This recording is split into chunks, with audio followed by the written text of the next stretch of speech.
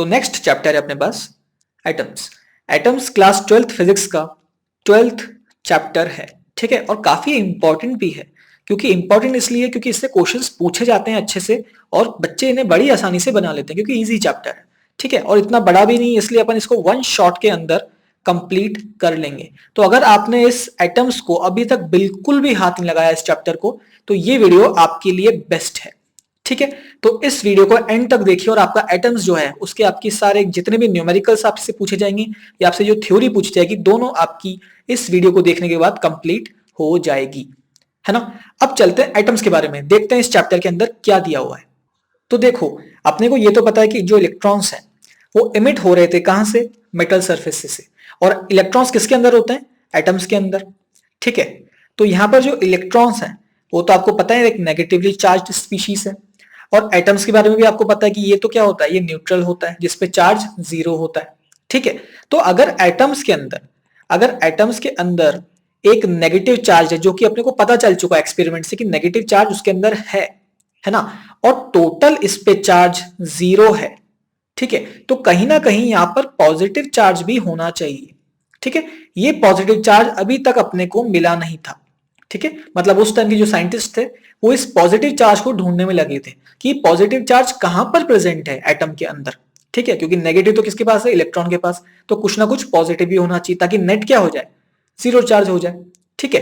तो इस positive charge को ढूंढने में लगे थे कि कितना होता है और कहां होता है, मतलब उसका अरेंजमेंट क्या है। अभी अपने को पता है, जो अपन रिसेंट पढ़ते हैं अभी, कि बीच में आपका न्यूक्लियस होता है जो कि पॉजिटिवली चार्ज है, ठीक है, और इलेक्ट्रॉन्स इसके चारों तरफ रिवॉल्व करते हैं, ठीक है। तो ये तो अपन पढ़ चुके कि अपनी बुक में दिया हुआ है, अपन बहुत सेंचुरी से आ गए, ठीक है। बट उस टाइम जब साइंटिस्ट इसको डिस्कवर कर रहे थे तब ये पता नहीं चल रहा था कि जो पॉजिटिव चार्ज है जो अभी अपन को पता है कि बीच में होता है वो कहां पर है एग्जैक्टली, है ना। तो काफी सारे एक्सपेरिमेंट्स करे गए, ठीक है, उसके बाद रिफाइनमेंट कर करके आपको लास्ट में ये मॉडल मिला, ठीक है। तो उस टाइम जब पॉजिटिव चार्ज ढूंढ रहे थे साइंटिस्ट, तो काफी सारे मॉडल्स, जो आपके अरेंजमेंट मॉडल्स होता है कि मतलब पॉजिटिव चार्ज कहां पर प्रेजेंट है और इलेक्ट्रॉन्स कहां पर प्रेजेंट है एक एटम के अंदर, वो मॉडल्स तैयार करे गए, ठीक है। तो कई सारे साइंटिस्ट कई सारे मॉडल्स लेकर आए।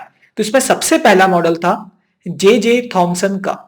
तो इन्होंने क्या कहा, इन्होंने कहा कि देखो ऐसा है कि यहां पर एक जैसे स्पेस है, तो इसके अंदर पूरे के अंदर आप यूनिफॉर्मली आप पॉजिटिवली चार्ज्ड, जो आपका जितना भी पॉजिटिव चार्ज है उसको डिस्ट्रीब्यूट कर दो।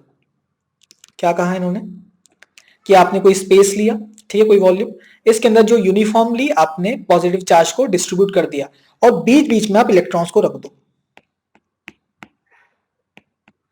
ऐसे।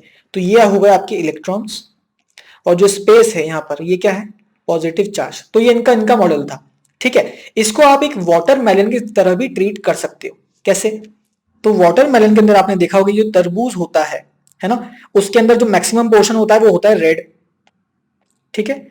इसको उन्होंने बोला कि रेड जो पार्ट है इसको आप मानो ऐसा पॉजिटिव चार्ज, और जो बीच में काली काली सीड्स होती है ना, जो बीच में वाटरमेलन के बीच में जो काली काली सीड्स होती है उनको आप कहो इलेक्ट्रॉन्स, ठीक है। तो ये बिल्कुल आप इसको एक तरबूज की तरह मान सकते हो। तरबूज का जो रेड पोर्शन है उनको ये बोल रहे थे कि पॉजिटिव चार्ज है, और जो आपका ये जो सीड्स होती हैं आपके तरबूज में, जो ब्लैक सीड्स होती हैं, उनको आप मानो कि ऐसे वो इलेक्ट्रॉन्स की जैसी हैं, ठीक है। तो ये उनका मॉडल था। उसके बाद काफी सारे एक्सपेरिमेंट्स करे गए, है ना, बहुत सारे फेनोमेनास देखे गए, पर ये जो मॉडल था, जो जे थॉमसन सर का मॉडल था, ये इसको रिजेक्ट कर दिया गया क्योंकि जो एक्सपेरिमेंट्स बाद में हुए इस मॉडल के वो इनको सेटिस्फाई नहीं कर रहे थे, है ना, कि ऐसा मॉडल होना चाहिए। तो नेक्स्ट मॉडल आपके पास था, रदरफोर्ड ने दिया था।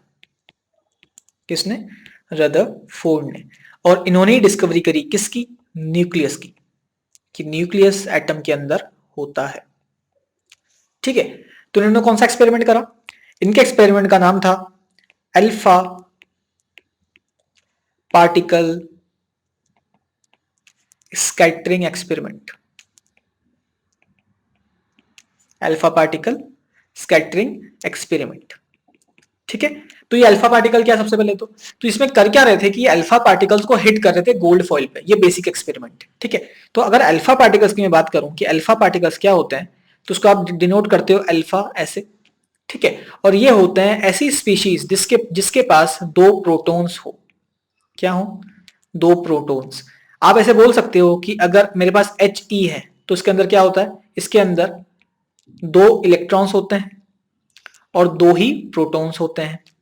ठीक है। तो अगर मैं इसके अंदर से जो हीलियम है इसके अंदर से मैं अगर इलेक्ट्रॉन को रिमूव कर दूं तो मेरे पास क्या बच जाएंगे? सिर्फ दो प्रोटॉन्स बच जाएंगे। तो इसी को हम कहते हैं अल्फा पार्टिकल्स। यही क्या है? Alpha particles. तो अल्फा पार्टिकल ऐसी स्पीशीज है जिसके पास दो प्रोटॉन्स अपने न्यूक्लियस के अंदर है। ठीक है। तो ये क्या कर रहे थे? इन अल्फा पार्टिकल्स को गोल्ड फॉइल पर स्ट्राइक करा रहे थे, ये देखने के लिए कि एटम का जो अरेंजमेंट है वो क्या है। अब आते हैं अपन कि इन्होंने एक्सपेरिमेंट करा कैसे। तो कुछ सेटअप इस तरीके का था। ठीक है। ये 3D में मैं आपको बता रहा हूं, ये डायग्राम आपको नहीं बनाना है वहां पर, ये आपकी बेसिक अंडरस्टैंडिंग के लिए है। ठीक है। तो हो क्या रहा? सिंपल एक्सपेरिमेंट अगर अपन बोले कि एक्सपेरिमेंट क्या था, तो यहां से आपके अल्फा पार्टिकल्स निकल रहे हैं। ठीक है। यहां से आपके अल्फा पार्टिकल्स निकल रहे हैं जो कि इधर से अंदर जाएंगे इस ओपनिंग से और यहां पर जाके गोल्ड फॉइल को हिट करेंगे। ठीक है। और गोल्ड फॉइल से हिट करके जो एटम्स है, अपन गोल्ड फॉइल लेने का मतलब क्या है कि अपन के एटम से, गोल्ड्स के एटम से अपन इस अल्फा पार्टिकल्स को इंटरेक्ट करा रहे हैं और देख रहे हैं कि यहां पर हो क्या रहा है। तो अपने को स्कैटरिंग देखने को मिलेगी जो अपन आगे डिस्कस करेंगे। ठीक है। तो अल्फा पार्टिकल्स यहां पर जाके स्कैटर हो रहे थे। स्कैटर होने को नोट कौन करेगा? ये स्क्रीन। ठीक है। ये स्क्रीन, ये जो स्क्रीन है आपकी, ये इसको नोट करेगी। यहां से पूरी, अब देखो स्क्रीन जो है ये पूरी लगी हुई, मतलब आप मान सकते हो कि 1 डिग्री से आपकी पूरी 180 डिग्री तक लगभग लगभग पूरी आपका एंगल, सारे एंगल्स कवर्ड हैं। ठीक है। तो जो भी आपके अल्फा पार्टिकल्स यहाँ पर स्ट्राइक होगा, जैसे यहाँ पर स्ट्राइक हुआ तो यहाँ पर ग्लो करेगा ये, क्योंकि स्क्रीन जो है आपकी वो फ्लोरोसेंट है, ZNS की बनी हुई है। ठीक है ना। तो जैसे ही कोई अल्फा पार्टिकल इसकी स्क्रीन पर आएगा तो यहाँ पर वो ग्लो करेगा और जो उस ग्लो को डिटेक्टर होता है अपने पास, जो अपन अभी देखेंगे, उसको वो काउंट कर लेगा। ठीक है। तो ये जीजर और मैटसन का एक्सपेरिमेंट था जो कि रदरफोर्ड के ही स्टूडेंट्स थे। ठीक है। अब एक और बात कि ये वैक्यूम के अंदर होता है। ठीक है। ताकि अल्फा पार्टिकल्स गोल्ड एटम के साथ ही टकराएं। ठीक है। और किसी पार्टिकल जो एयर में कितने पार्टिकल्स होते हैं उसके साथ टकराए नहीं, वहां से भी तो स्कैटरिंग हो सकती है। अपन चाहते हैं सिर्फ कि गोल्ड के जो एटम्स हैं, है ना, अपन ने इसको इतना पतला कर लिया गोल्ड की फॉइल को कि उसके एटम्स के साथ अल्फा पार्टिकल्स का इंटरेक्शन हो। ठीक है। अब इसको स्केमेटिक देखते हैं कि एक्सपेरिमेंट अपन डायग्राम कैसे बनाएंगे इसका। तो ये कुछ बेसिक आपके पास एक स्केमेटिक है किसका? अरेंजमेंट का। जो यही अरेंजमेंट है, इस वाले अरेंजमेंट का, आप उसको ऊपर से देख रहे हो। ठीक है ना। अब देखो वही सब चीजें, ये सोर्स ऑफ अल्फा पार्टिकल्स है। यहाँ पर अल्फा पार्टिकल्स जो बुक में दिया हुआ है वो बिस्मथ है, बिस्मथ का कोई आइसोटोप है जिसकी जो अल्फा पार्टिकल्स की एनर्जी है वो लिखी गई है 5.5 इंटू मेगा इलेक्ट्रॉन वोल्ट, इतनी उसकी एनर्जी है। ठीक है। तो हो क्या रहा है कि यहां पर गोल्ड फॉइल है ना, अपन को अल्फा पार्टिकल्स को इस गोल्ड फॉइल पर स्ट्राइक कराना है और इसके एटम्स के साथ इसका इंटरेक्शन को नोटिस करना है। ठीक है। तो देखो थिंग्स इतनी इजी नहीं है। होगा क्या कि यहां से जब अल्फा पार्टिकल्स निकलेंगे तो स्ट्रेट लाइन में तो निकलेंगे नहीं। ठीक है। वो निकलेंगे ऐसे ऐसे ऐसे ऐसे, हर डायरेक्शन में निकलेंगे, है ना, पीछे की तरफ, इधर की तरफ, इधर की तरफ, हर डायरेक्शन में निकलेगा, है ना।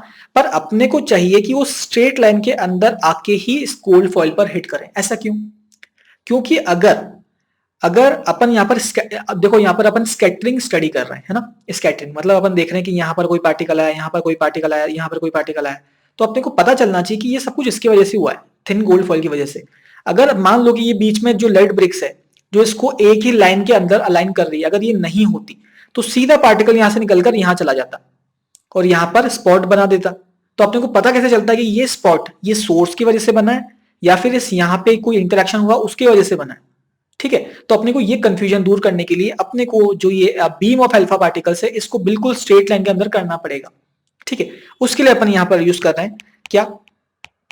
लेड ब्रिक्स, जो इसको कॉलिमेट कर देगी। कॉलिमेट आपको टर्म गिवन है बुक के अंदर। कॉलिमेट का मतलब है एक ही डायरेक्शन के अंदर अलाइन करना। तो अपन ने बाकी सारी रेस रोक ली, है ना, इस लेड ब्रिक्स ने, और यहां पर इसने बस जो स्ट्रेट जा रही थी उन्हीं रेस को अंदर एंटर करने दिया। अब इस गोल्ड फॉइल से, है ना, इस गोल्ड फॉइल से सिर्फ ये जो पैरेलल इसके है वो ही इंटरेक्ट करेगी। ठीक है। गोल्ड फॉइल ही क्यों लिया, मतलब गोल्ड ही क्यों लिया? गोल्ड आपको पता है कि एक ये डक्टाइल और मैलिएबल एलिमेंट है। ठीक है। इसका मतलब ये होता है कि आप गोल्ड को कितना भी फ्लैट कर लें, गोल्ड को कितना भी चपटा कर लें, वो टूटने वाला नहीं, वो पतला होता जाता है, पतला होता जाता है, पतला होता जाता है। तो रदरफोर्ड का ये मानना था कि अगर आप गोल्ड को बहुत ही ज्यादा पतला कर लोगे, है ना, बहुत ही ज्यादा पतला कर लोगे, मतलब उसने जो करा था वो इतना कर दिया था, 2.1 इंटू 10⁻⁻7 मीटर्स की इतनी थिकनेस कर दी थी उन्होंने।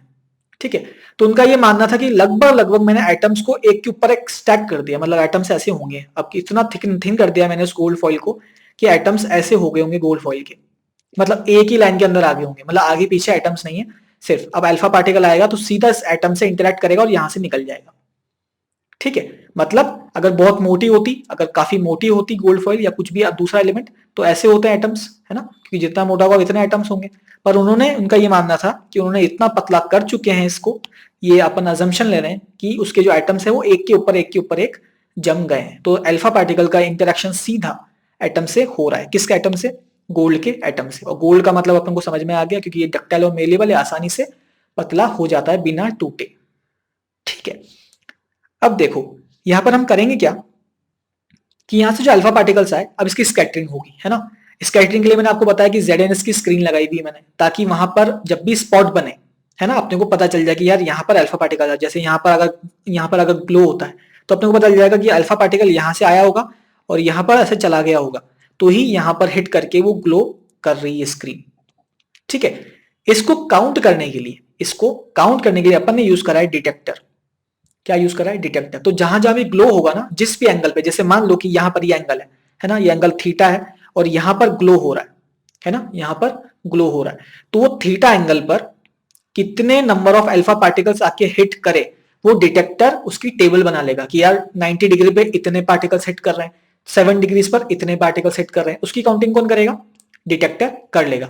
और अपने को एक ग्राफ बना के देगा कि 1 डिग्री पर कितने पार्टिकल्स, अल्फा पार्टिकल्स हिट करे, इंटरेक्शन के बाद की बात है ना, इंटरेक्शन के बाद, कि पीछे कितने लौट गए, आगे से स्ट्रेट कितने चले गए, किसकी स्कैटरिंग हुई, कौन कौन 75 डिग्री पर जो है वो अलाइन हुए। ठीक है, तो ये सब काम कौन करेगा? डिटेक्टर करेगा। ठीक है, अब आप यहां से देख सकते हो कि मैक्सिमम जो अल्फा पार्टिकल्स हैं वो स्ट्रेट निकल गए। मैक्सिमम मतलब 99.9% जो पार्टिकल्स थे, अल्फा पार्टिकल्स, वो स्ट्रेट निकल गए बिल्कुल। ठीक है, ये अपन ऑब्जर्वेशंस ले रहे हैं अभी। इसके बारे में जो कंक्लूजन इनसे निकालेंगे, इन ऑब्जर्वेशन से, वो बाद में देखेंगे। अभी सिर्फ मैं आपको बता रहा हूं कि ऑब्जर्वेशंस क्या क्या हुई। तो ऑब्जर्वेशन ये हुई कि ये जो थे दोनों, जीरो मार्टसन, ये लिख रहे थे ऑब्जर्वेशन को, तो उनको नोटिस करा डिटेक्टर से कि यार सबसे ज्यादा तो स्ट्रेट ही निकल गए, है ना, जितने भी अल्फा पार्टिकल्स थे। कुछ कुछ बहुत ही, मतलब बहुत ही ऐसे, बहुत ही कम थे जो कि लार्ज एंगल पे स्कैटर हुए, मतलब 90 डिग्री पे। ठीक है, 90 डिग्री पे बहुत ही कम स्कैटर हुए। और जो बैकवर्ड स्कैटर थे ना, मतलब जो पीछे, थोड़े से पीछे मुड़ गए, वो तो इतना कम था कि एक में से, मतलब 8,000 में से एक ही ऐसा हुआ होगा।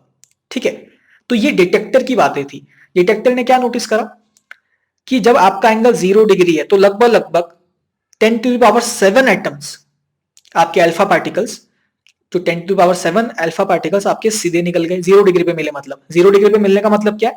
यहां पर मिलना, और यहां पर मिलने का मतलब क्या? बिल्कुल स्ट्रेट निकल गए बिना स्कैटरिंग हुए। ठीक है, तो जैसे जैसे आपका एंगल बढ़ता जा रहा है, वैसे वैसे आपका जो नंबर ऑफ एटम्स है वो कम होते जा रहे हैं। आप देख रहे हो कि अगर मैं 10⁻7 एटम्स को बोल रहा हूं कि वो स्ट्रेट निकल गए, और अगर आप 180 डिग्री देखो, है ना, 180 डिग्री मतलब बिल्कुल पीछे मुड़ना, मतलब वो एटम, वो जो अल्फा पार्टिकल, वो ऐसे गया होगा और ऐसे मुड़ के आ गया होगा वापस। उसकी स्ट्रेंथ कितनी कम है? अगर स्ट्रेट जा रहे हैं 10⁻7, तो जो एटम्स जो पीछे मुड़ गए वापस, जो बैकवर्ड रिवर्स हो गए, जो जिसको बोलते हैं हम रिबाउंड हो गए, वो कितने जा रहे हैं? वो लगभग वही 100 है ना, ये वैल्यू 100 है। 100 से भी कम, मतलब 50। मतलब अगर ये 10⁻7 स्ट्रेट जा रहे थे, तो बस 50 ही ऐसे हैं जो कि रिबाउंड हो गए।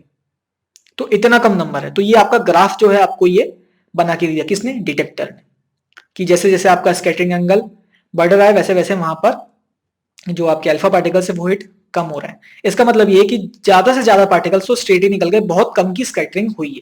ठीक है, तो ऑब्जर्वेशंस क्या थे, इनको लिख लेते हैं एक बार। उन्होंने कहा कि जो maximum percentage of alpha particles है, मतलब जो maximum percent of alpha particles है, मेनी अल्फा पार्टिकल्स, ये तो निकल गए आपके स्ट्रेट, है ना। मतलब वो कहीं से स्कैटरिंग कब होगी? जब कोलिजन होगा। तो मतलब इन्होंने जो मैक्सिमम थे, है ना, उनका कोई कोलिजन नहीं हुआ, कोई भी कोलिजन नहीं हुआ, उसलिए वो स्ट्रेट निकल गए। और क्या था कि आपके अल्फा पार्टिकल्स, मतलब 0.14% ऑफ अल्फा पार्टिकल्स आपके स्कैटर हुए, है ना, कितने डिग्री पे, मोर देन 1 डिग्री। ठीक है, मतलब ऐसे पार्टिकल्स जो 1 डिग्री से ज्यादा स्कैटर हुए हैं वो कितने हैं, 0.14% है। इसका मतलब ये कि अगर आपके पास हजार अल्फा पार्टिकल्स थे तो इसके अंदर से 0.14% मतलब 14 कितना स्कैटर हुए, 1 डिग्री से ज्यादा। मतलब ऐसे बस 14 नहीं थे, किसमें से, हजार में से। फिगर बता रहा हूं आपको, हजार अगर आपके पास अल्फा पार्टिकल्स आपने लिए थे तो उसमें से 14 ही ऐसे थे जो कि 1 डिग्री से ज्यादा स्कैटर हुए, है ना। बाकी सारे कैसे निकल गए, स्ट्रेट निकल गए। ठीक है, फिर उनका जो अप्रोक्सीमेशन ये था कि ऐसा था कि एक किसमें से, 8000 में से, मतलब 8000 में से सिर्फ एक ऐसा था जो कि 90 डिग्री से स्कैटर हुआ, जो कि 90 डिग्री से स्कैटर हुआ, मतलब वो ऐसे गया अल्फा पार्टिकल और उसके इंटरेक्शन के बाद वो ऐसे चला गया, मतलब कोलिजन होने के बाद वो ऊपर चला गया, 90 डिग्री से वो स्कैटर हो गया। तो एक था वो किसमें से, 8000 में से।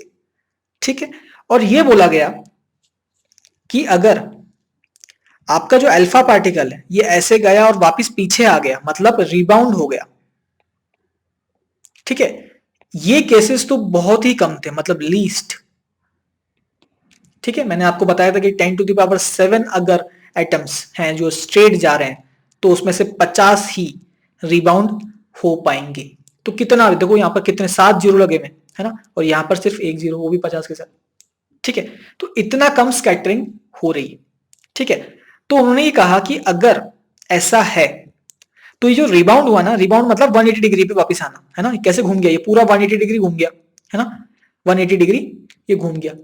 ठीक है, तो अगर ये पूरा 180 डिग्री घूम गया है तो ऐसा तभी हो सकता है जब अल्फा पार्टिकल ऐसे पार्टिकल से कोलाइड करे या इंटरैक्ट करे जो कि बहुत ही हाईली पॉजिटिवली चार्ज्ड है, ताकि ये अल्फा पार्टिकल भी पॉजिटिव चार्ज्ड है और ये भी पॉजिटिव चार्ज्ड है, तो यहां से इसको रिपेल कर देगा ये। तो रिपेल करेगा तो इतना स्ट्रांगली रिपेल करेगा कि ये पार्टिकल ऐसे आएगा और ये वापस लौट जाएगा। तो इसका कंक्लूजन उन्होंने ये निकाला कि जरूर एटम के सेंटर के अंदर, एटम्स के सेंटर के अंदर ऐसा कोई पार्टिकल प्रेजेंट है जिसका चार्ज पॉजिटिव है, जिसपे चार्ज, है ना, और वो एटम जो है, वो जो वो पार्ट है वो सबसे ज्यादा मास कॉन्स्टिट्यूट करता है एटम का। ऐसा क्यों, क्योंकि अपन को ये पता है कि जो मैक्सिमम चीजें हैं, है ना, मैक्सिमम चीजें हैं, जो मैक्सिमम अल्फा पार्टिकल्स थे वो तो स्ट्रेट निकल गए, है ना, वो तो स्ट्रेट निकल गए। इसका मतलब अपने को ये तो पता चलता है कि जो मैक्सिमम पार्ट है एटम का वो तो एम्प्टी है, क्योंकि उनका कोई कोलिजन नहीं हुआ इन अल्फा पार्टिकल्स का, क्योंकि वो स्ट्रेट निकल गए।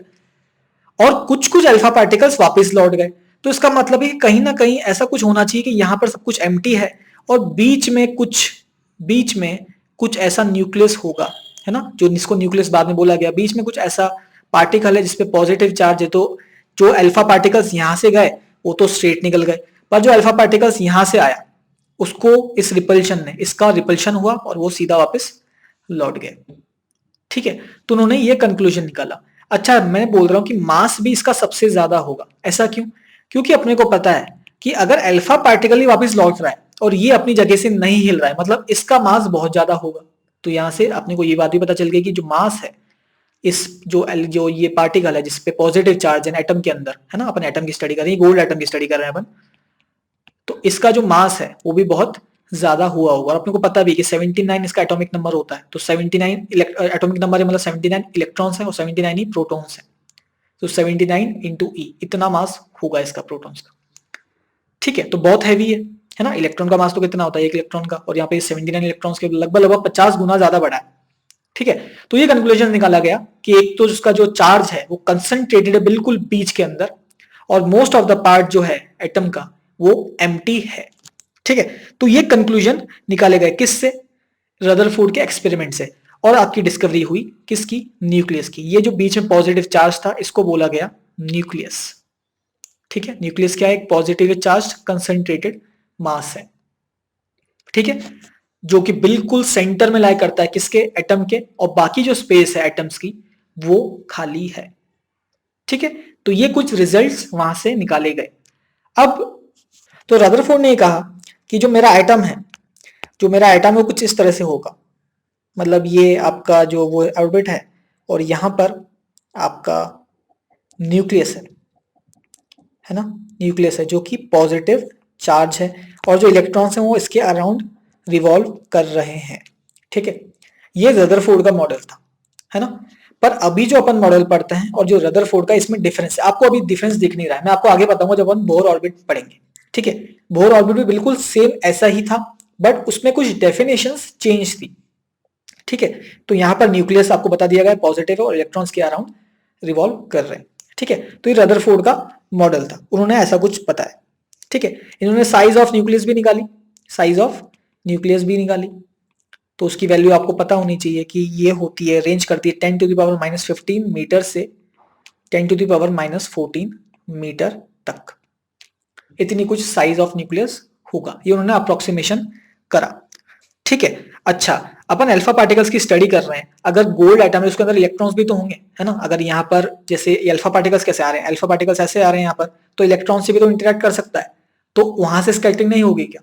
नहीं होगी, उस इफेक्ट को अपन ऑब्जर्व नहीं कर रहे हैं क्योंकि इलेक्ट्रॉन का मास इतना कम है कि उसका अपने को कोई भी ऑब्जर्वेशन लेना जरूरी नहीं है। जैसे कि इलेक्ट्रॉन की कभी कोई इज्जत नहीं होती है, इस बार भी इज्जत नहीं है। ठीक है, तो अल्फा पार्टिकल्स का इंटरेक्शन आपको इलेक्ट्रॉन के साथ नहीं देखना है, सिर्फ अपन पॉजिटिव चार्ज, तो बहुत ही बड़ा मास है, उसके साथ इसको कंसीडर करेंगे। अब हम बात करते हैं इंपैक्ट पैरामीटर की, जिसको अपन रिप्रेजेंट करते हैं बी से। ये क्या है? ये आप ऐसे मानो कि टारगेट न्यूक्लियस है ना, अपने न्यूक्लियस अभी डिस्कवर कर चुके हैं अपन न्यूक्लियस की, तो न्यूक्लियस की लाइन के साथ जितना अल्फा पार्टिकल ऊपर होगा जितना उसका ज्यादा इंपैक्ट फैक्टर होगा। मतलब अगर यहां से पार्टिकल आ रहा है ऐसे, है ना, और ये इसका सेंटर लाइन है, तो ये जो है, ये जो जितनी डिस्टेंस है इसको क्या बोलेंगे अपन? बी बोलेंगे। क्या बोलेंगे? बी बोलेंगे। ठीक है, तो इंपैक्ट पैरामीटर, अब यहां से आपको दिख रहा है कि जितना ये इंपैक्ट पैरामीटर कम होगा जितना ये न्यूक्लियस के पास होगा अल्फा पार्टिकल, और जितना न्यूक्लियस के पास होगा अल्फा पार्टिकल्स जितना ज्यादा डिफ्लेक्शन होगा, और जितना ज्यादा डिफ्लेक्शन होगा तो उतनी ज्यादा ही स्कैटरिंग होगी। तो आप यहां से देख सकते हो कि ये जो लाइन है ना, ये वाली सबसे नीचे वाली लाइन, ये बिल्कुल इसके बिल्कुल करीब है, तो ये ऐसे ही गई और सीधा रिबाउंड हो गई क्योंकि बिल्कुल पास थी, इसने सबसे ज्यादा रिपल्सिव फोर्स एक्सपीरियंस करी। जो थोड़ी ऊपर थी वो ऐसे मुड़ गई, थोड़ी सी, पूरी रिबाउंड नहीं हुई पर पीछे की तरफ मुड़ गई, बैकवर्ड मुड़ गई। जो और ऊपर थी वो 90 डिग्री पे चले गई, जो और ऊपर थी वो आगे की तरफ निकल गई, जो और ऊपर थी वो इधर निकल गई। जैसे जैसे आपका बी ऊपर होता जा रहा है, और अगर आपका बी बहुत ज्यादा ऊपर हो जाएगा, मतलब ये वाले जो पार्टिकल है, अगर अल्फा पार्टिकल यहां से आ रहा है ना, ये बी है आपका, यहां से आपका अल्फा पार्टिकल आ रहा है, तो वो तो स्ट्रेट ही निकल जाएगा क्योंकि अपन ये सोच रहे हैं कि वो टारगेट न्यूक्लियस से बहुत ही ज्यादा दूर है। ठीक है, टारगेट न्यूक्लियस से काफी ज्यादा दूर है, उसके लिए उसका कोई रिपल्सिव फोर्स एक्सपीरियंस करेगा नहीं और सीधा निकल जाएगा। ठीक है, तो इसका मतलब आपको ये पता चल गया कि जो बी होता है ना, जो इंपैक्ट पैरामीटर बी, अगर इसको आप इंक्रीज करोगे तो आपका जो डिस्टेंस है, distance from nucleus, distance from nucleus, वो भी क्या हो जाएगा? इंक्रीज हो जाएगा। अगर ऐसा है तो आपका जो रिपल्सिव फोर्स है, जो एक अल्फा पार्टिकल नोटिस करता है, वो भी क्या हो जाएगा? वो कम हो जाएगा क्योंकि दूर हो गया ना। कोलम्बिक फोर्स है, रिपल्सिव फोर्स तो है ना कोलम्बिक है, तो आपने को पता है क्या होता है coulomb force, F equals to K Q1 Q2 by R। तो जैसे जैसे आपका R बढ़ेगा वैसे वैसे फोर्स आपका कम होगा, तो यहाँ पर R बढ़ रहा है मतलब डिस्टेंस फ्रॉम न्यूक्लियस बढ़ रहा है, तो अगर ये वैल्यू बढ़ रही है तो F टोटल कम होनी चाहिए, तो आपका रिपल्सिव फोर्स कम हो गया। अगर रिपल्सिव फोर्स कम हुआ तो इसका मतलब है डिफ्लेक्शन नहीं होगा या कम होगा, और अगर डिफ्लेक्शन कम होगा तो मतलब इसका मतलब है कि स्कैटरिंग भी कम होगी। ठीक है, तो बी बढ़ने से, बी क्या है? इंपैक्ट पैरामीटर, मैंने आपको डायग्राम से भी बता दिया है ना, इंपैक्ट पैरामीटर बी। तो यहां से आपको ये पता चल गया कि जैसे जैसे आप एंगल, जैसे जैसे आप दूर जाते जा रहे हो न्यूक्लियस से, वैसे वैसे आपका जो डिफ्लेक्शन है वो नहीं हो रहा है। कैसे? इंपैक्ट पैरामीटर को स्टडी करके। ठीक है, अब जो पॉइंट टू नोट है, जो पॉइंट टू नोट है वो क्या है?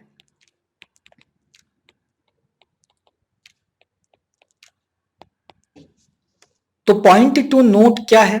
जो कंक्लूजन अपन ने इस मॉडल से निकाले, काफी इंपॉर्टेंट मॉडल ये रहा है ना। तो क्या बोला गया? Since large number of alpha particles goes undeflected, ये अपन ने अभी देखा, एंड स्मॉल फ्रैक्शन ओनली रीबाउंडेड, मतलब जो पीछे, बिल्कुल पीछे मुड़ गए है ना, मतलब बैकवर्ड चले गए, it is due to very less collision, है ना, क्योंकि अगर स्कैटरिंग नहीं हो रही मतलब कोलिजन भी नहीं हो रहा है ना। That is mass of atom is concentrated in a small volume, है ना, mass of atom is concentrated in a small volume, और उसको क्या बोलते हैं हम? न्यूक्लियस कहते हैं। क्या बोलते हैं इसको हम? न्यूक्लियस कहते हैं। ठीक है, तो ये बात यहां से क्लियर हो गई। फिर नेक्स्ट पॉइंट है most part of atom is empty space. तो अगर उसका जो मास है वो बहुत ही स्मॉल वॉल्यूम के अंदर एग्जिस्ट करता है तो बाकी तो क्या होगा? एम्प्टी होगा। ठीक, ये बात भी क्लियर है। और ये बोला गया कि electrons revolve around the nucleus. ठीक है, जो न्यूक्लियस है उसके चारों तरफ इलेक्ट्रॉन्स रिवॉल्व करते हैं। ठीक है, तो ये रदरफोर्ड का एक्सप्लेनेशन था। तो एक क्वेश्चन जो आपके सामने यहां बनाया जा सकता है वो ऐसा है कि आपके पास find the closest distance to nucleus with use of 7.7 mega electron volt alpha particles. ठीक है, और ये आपको बोला गया कि वो सेम डायरेक्शन के अंदर आते हैं, है ना, और वहां पर जाके स्टॉप कर जाते हैं। कहाँ पे? न्यूक्लियस पे। उसके बाद वो वापस पीछे चले जाते हैं। आपको बोला है कि मोमेंटरीली वो स्टॉप होता है। अब ये जो मोमेंटरीली स्टॉप है इसके इसके ऊपर ही क्वेश्चन बेस्ड है। अगर आपको ये नहीं दिया होता तो आप क्वेश्चंस नहीं कर सकते थे। तो ये क्वेश्चन एनसीईआरटी का एग्जांपल है और क्वेश्चंस एग्जाम में आ सकता है ये, है ना। इसका सिंपल सा फिनोमेना क्या है? यहाँ पर अपन को सब पता चल गया न्यूक्लियस न्यूक्लियस है। अब यहाँ पर अपने को थोड़ी सी इलेक्ट्रोस्टैटिक्स लगानी है ना। इलेक्ट्रोस्टैटिक्स आपको इसके लिए आनी चाहिए। तो हो क्या रहा है, अगर अपन सिस्टमेटिक देखें तो यहाँ पर एक न्यूक्लियस है। ठीक है, यहाँ पर एक न्यूक्लियस है और यहाँ से अल्फा पार्टिकल है। इधर अल्फा पार्टिकल ये यहाँ पर आ रहा है इसके पास। यहाँ पर आके ये ऐसे चल रहा है, इधर यहाँ पर ये ऐसे आया और इसके बाद ये यहाँ से वापस पीछे मुड़ गया। तो यहाँ पे जो है यहाँ पे स्टॉप कराई। ठीक है, मोमेंटरीली स्टॉप हुआ यहाँ पर। कहां पर? इस ए पॉइंट पर। इस ए पॉइंट पर जो कि सबसे क्लोजेस्ट डिस्टेंस है। ये आर ही तो अपने को निकालना है, फाइंड द क्लोजेस्ट डिस्टेंस। ये आपने को आर ही निकालना है न्यूक्लियस से। तो यहाँ पर ये स्टॉप हो जाता है थोड़ी देर के लिए और वापस पीछे चला जाता है। ठीक है, आपको बोला ये 7.7 मेगा इलेक्ट्रॉन वोल्ट से आ रहा है। तो इसका मतलब है इसकी काइनेटिक एनर्जी 100% कितनी रही होगी? 7.7 electron volt, mega electron volt. ठीक है, और अगर यहां पर इसकी काइनेटिक एनर्जी, पोटेंशियल एनर्जी तो होगी नहीं ऑब्वियसली। तो यहां पर जब ये इधर आ जाएगा ए पॉइंट पर तो इसकी आपको बोला गया कि ये एटम स्टॉप हो गया। ये आपका अल्फा पार्टिकल्स स्टॉप हो गया, रेस्ट पर आ गया। तो इसकी जितनी भी आपकी काइनेटिक एनर्जी वो किस में कन्वर्ट हो जाएगी? पोटेंशियल एनर्जी में कन्वर्ट हो जाएगी। और अगर ए पॉइंट पर आपको बोला जाए कि अल्फा पार्टिकल की ए पॉइंट पर आप पोटेंशियल एनर्जी निकालो by formula using of electrostatics, तो आप क्या लिखोगे? तो पोटेंशियल एनर्जी की फॉर्मूला क्या होगा? अगर मैं ए पॉइंट पे बात करूं पोटेंशियल एनर्जी का, तो फॉर्मूला क्या लिखूंगा मैं? Potential energy of alpha particle at A. कितना आएगा वो? के Q1 Q2 अपॉन आर। यही फॉर्मूला होता था इलेक्ट्रोस्टैटिक्स, आपको याद होगा, है ना। के Q1 Q2 अपॉन आर। यहाँ पर Q1 Q2 अपने को पता है तो अपन मान लेते हैं कि Q1 अल्फा पार्टिकल में बोल रहा हूं और अल्फा पार्टिकल पे कितना चार्ज है? 2 इलेक्ट्रॉन। अपने को पता है उसके अंदर 2 प्रोटॉन्स होते हैं तो +2e उस पर चार्ज होगा। और Q2 अपन मान लेते हैं कि न्यूक्लियस है। क्या है? न्यूक्लियस। उस पर चार्ज कितना होगा? आपको अगर एटम दिया हुआ हो तो आप सीधा लिख दो। अपन लिखेंगे अपन यहाँ पर Z इंटू ई। जेड क्या है? Z आपका एटॉमिक नंबर है। एटॉमिक नंबर, तो एटॉमिक नंबर जितने होते हैं वितने ही इलेक्ट्रॉन्स होते हैं और वितने ही प्रोटॉन्स होते हैं। तो प्रोटॉन्स के पास जितना चार्ज है, तो एक प्रोटॉन के पास अगर इलेक्ट्रॉन ई चार्ज है तो Z प्रोटॉन्स के पास Z इंटू ई चार्ज होगा, पॉजिटिव। दोनों पॉजिटिव है, रिपल्शन फोर्स होता है ना, दोनों पॉजिटिव है। तो यहां से आप पुट कर दो, आर आपका क्लोजेस्ट डिस्टेंस है। यहां से आप पुट करोगे तो पोटेंशियल एनर्जी आपके पास निकल कर आएगी 9 इंटू 10⁻⁹। ये क्या है? आपका K इंटू Q1 कितना था आपके पास? 2 इंटू ई। और Q2 तो कितना था? Z into E. तो आपके पास आ गया ये Q into E, Q into E नहीं, 2 into E, 2 into E into Z into E upon R. और आपको मैंने बताया था कि अभी जितनी भी आपके पास काइनेटिक एनर्जी है वो किस में कन्वर्ट हो जाएगी? इस पॉइंट पर पोटेंशियल एनर्जी में। मतलब काइनेटिक एनर्जी कितनी थी? 7.7, तो इतनी कितनी होगी? पोटेंशियल एनर्जी होगी। तो उसको आप इक्वल कर दोगे 7.7 के। ये मैकेनिकल एनर्जी थ्योरम से रिलेटेड है सब कुछ, है ना, कि एनर्जी कंजर्व्ड है। यहां से आप निकालोगे तो आपके पास आर की वैल्यू निकल कर आएगी। तो याद रखिए कि ये जो आपकी वैल्यू है ये मेगा इलेक्ट्रॉन वोल्ट में है ना। इसको आपको जूल में कन्वर्ट करना होगा। ऑलराइट, जूल में कैसे कन्वर्ट करेंगे? इंटू 1.6 करके, इंटू 1.6 इंटू 10⁻⁻⁹ 19 कूलॉम करके इसको जूल में आप कन्वर्ट कर देंगे, ठीक है, किसको, मेगा इलेक्ट्रॉन वोल्ट को। और यहां से आपको पता है अगर Z आपको गिवन हो, अभी Z अपने को गिवन नहीं, अपन मान लेते कि अपने पास गोल्ड ही है ना, तो गोल्ड का एटॉमिक नंबर होता है 79, तो मैं Z की जगह 79 पुट कर रहा हूँ, कहां पर, यहां पर Z की जगह 79 पुट कर रहा हूँ। तो जब मैं पुट कर दूंगा तो मेरे पास जो वैल्यू आएगी किसकी, मेरे पास जो वैल्यू आएगी R की, R ही तो निकालना है अपने को, तो मेरे पास R की वैल्यू आएगी, वो आएगी 3 इंटू 10⁻⁻14 मीटर्स। जब इसको आप सॉल्व करेंगे तो आपके पास ये वाली वैल्यू आ जाएगी। ये कब आई वैल्यू, जब आपने Z को 79 रखा और 7.7 को आपको मल्टीप्लाई करना है किसके साथ, 1.6 इंटू 10⁻⁻19, और यहाँ पे आपको क्योंकि मेगा लगा हुआ है तो मेगा के साथ ये 6 भी इंटू होगा, ठीक है, मेगा का 10⁻6 और इलेक्ट्रॉन वोल्ट का 1.6 इंटू 10⁻⁻19। तो ये जब इससे मल्टीप्लाई करेंगे आप किसको, इस फिगर को, तो आपको जूल में आपका आंसर आ जाएगा किसका, एनर्जी का, और वहां से आप रेडियस निकाल सकते हैं। तो ये जो आपका जो ये क्या है, क्लोजेस्ट डिस्टेंस टू न्यूक्लियस। तो इसका मतलब ये है, इसका मतलब आप ये भी निकाल सकते हो, अगर आपको पूछा जाए अपर लिमिट क्या है न्यूक्लियस की, तो आप ये कह सकते हो कि यार क्लोजेस्ट डिस्टेंस इतनी है, तो मतलब न्यूक्लियस इससे बड़ा तो नहीं हो सकता, किससे बड़ा, 3 इंटू 10⁻⁻14 मीटर से बड़ा, ठीक है, 3 इंटू 10⁻⁻14 से बड़ा तो न्यूक्लियस नहीं हो सकता, क्योंकि अगर वहां कोलिजन तो हो नहीं रहा है ना, बस वो रिपल्स होके वापस जा रहा है, मतलब इतना तो दूर है ही वो, तो ऑब्वियसली 3 इंटू 10⁻⁻14 मीटर से बड़ा तो नहीं होगा न्यूक्लियस का साइज, ठीक है। तो यहाँ पर ये क्वेश्चन है जो आसानी से बन जाता है बच्चों से, बस आपको ये याद रखना है कि जो काइनेटिक एनर्जी है वो पोटेंशियल एनर्जी में कन्वर्ट हो जाती है, कहां पर, ए पॉइंट पर, और उसके बाद आप फॉर्मूला लगा दो KQ1Q2/R और वहां से आंसर निकाल लो R का, ठीक है। ये एनसीईआरटी का एग्जांपल है जो अपन ने डिस्कस करा फिलहाल, ठीक है। अब हम बात करते हैं बोहर ऑर्बिट की, ठीक है। तो इससे पहले आपका जो पार्ट आता था एनसीईआरटी के अकॉर्डिंग वो आता है स्पेक्ट्रम, है ना, पर होता क्या है कि एनसीईआरटी में स्पेक्ट्रम गिवन है, उसके बाद बोहर गिवन है ना, बोहर रिलेटेड है इन चीजों से, स्पेक्ट्रम, बोहर, फिर वापस स्पेक्ट्रम। तो जो जनरल वे ऑफ स्टडिंग है वो ये होना चाहिए कि आपका बोहर पहले आना चाहिए, ताकि उससे जो एनर्जी के रिलेशन अपन निकालें उससे अपन स्पेक्ट्रल लाइंस को अच्छे से समझ सकें। तो काफी स्मॉल सा पोर्शन बोहर के पहले भी दिया हुआ है, तो अपन पहले बोहर पढ़ रहे हैं, तो इसका मतलब ये नहीं कि अपन उस पोर्शन को छोड़ रहे हैं, अपन बोहर पढ़ने के बाद जो आगे का पोर्शन है, जो बोहर के पीछे वाला पोर्शन है, जो थोड़ा सा स्पेक्ट्रम का, और आगे वाला जो पोर्शन है स्पेक्ट्रल लाइंस, वो दोनों कंबाइंड बोहर ऑर्बिट के बाद पढ़ेंगे, ठीक है। तो अब चलते हैं बोहर ने, कि बोहर ने क्या कहा।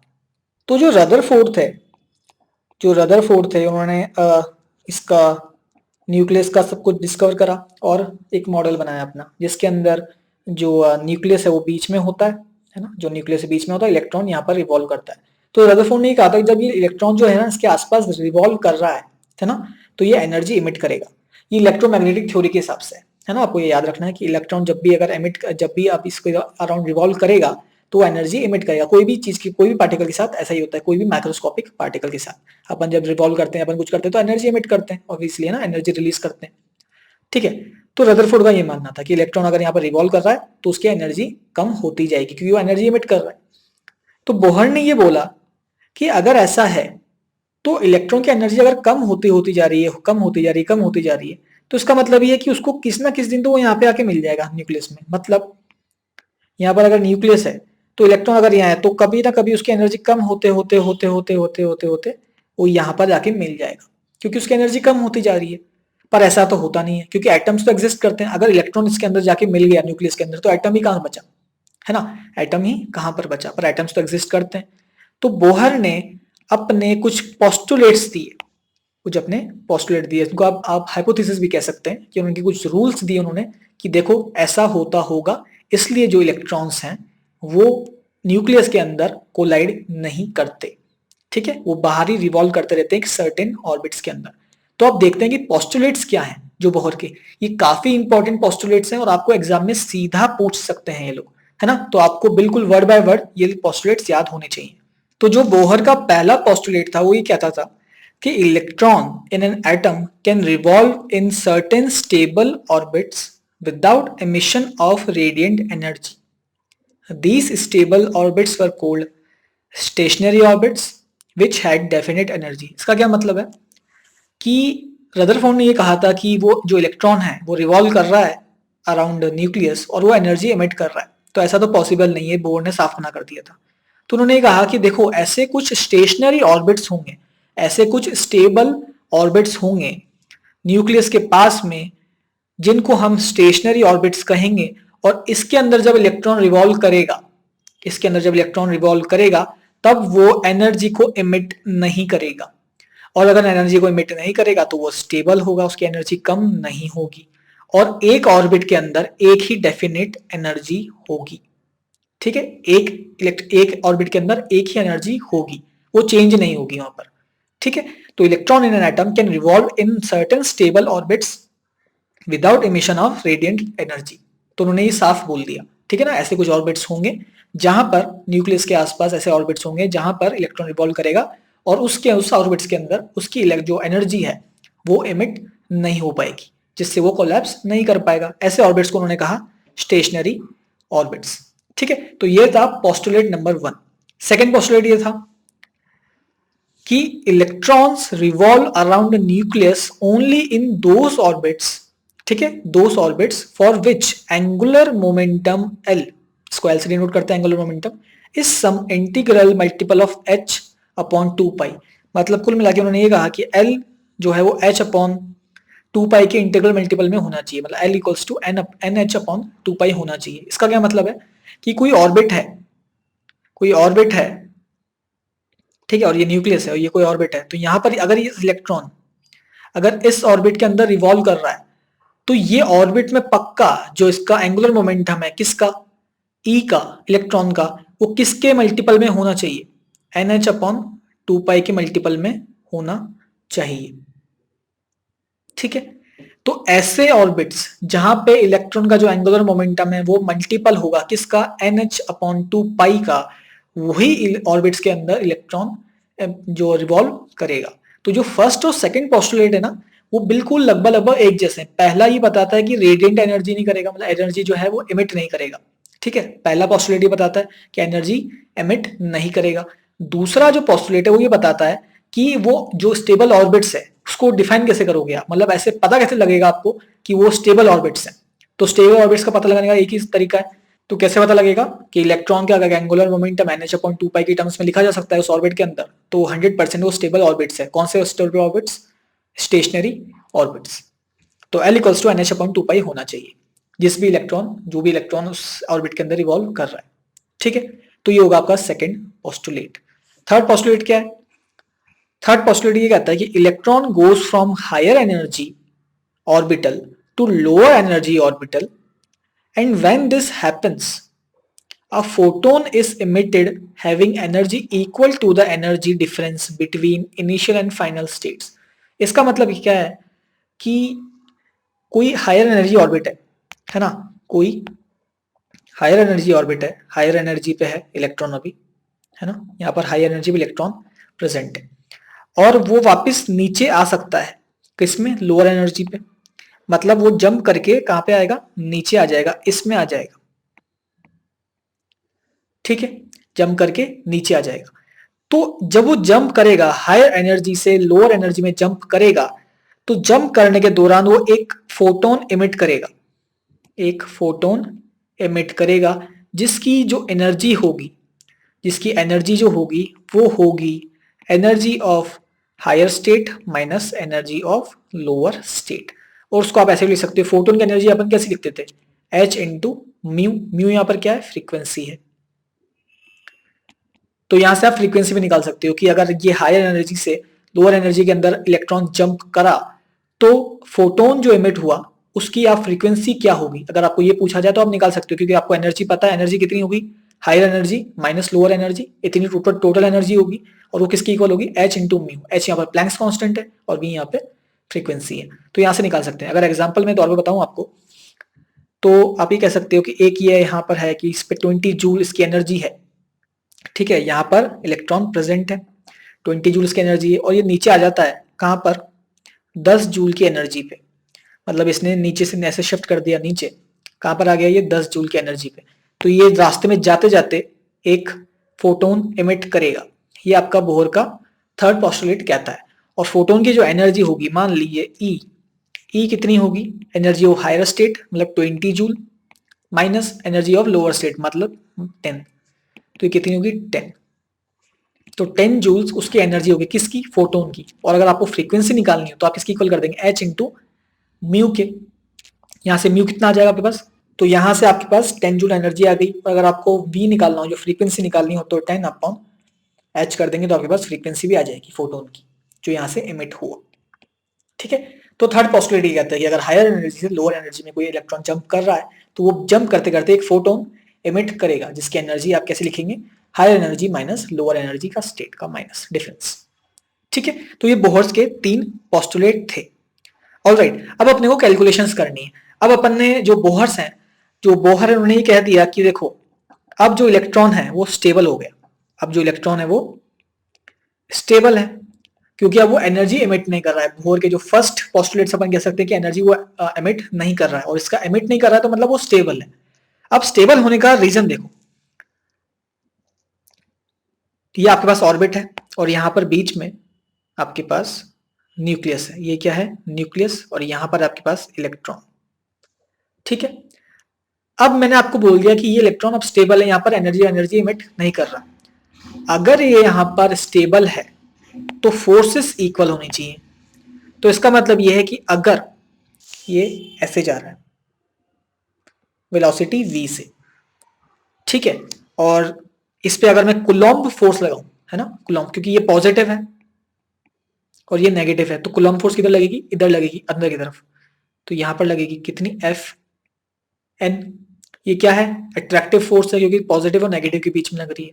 और अगर ये वेलोसिटी v से चल रहा है तो इसके ऊपर एक सेंट्रीपिटल फोर्स भी तो लगेगी, जो कि आउटसाइड लगती है सेंटर से पास होते हुए। तो एक फोर्स ऐसी लगेगी एफ सी।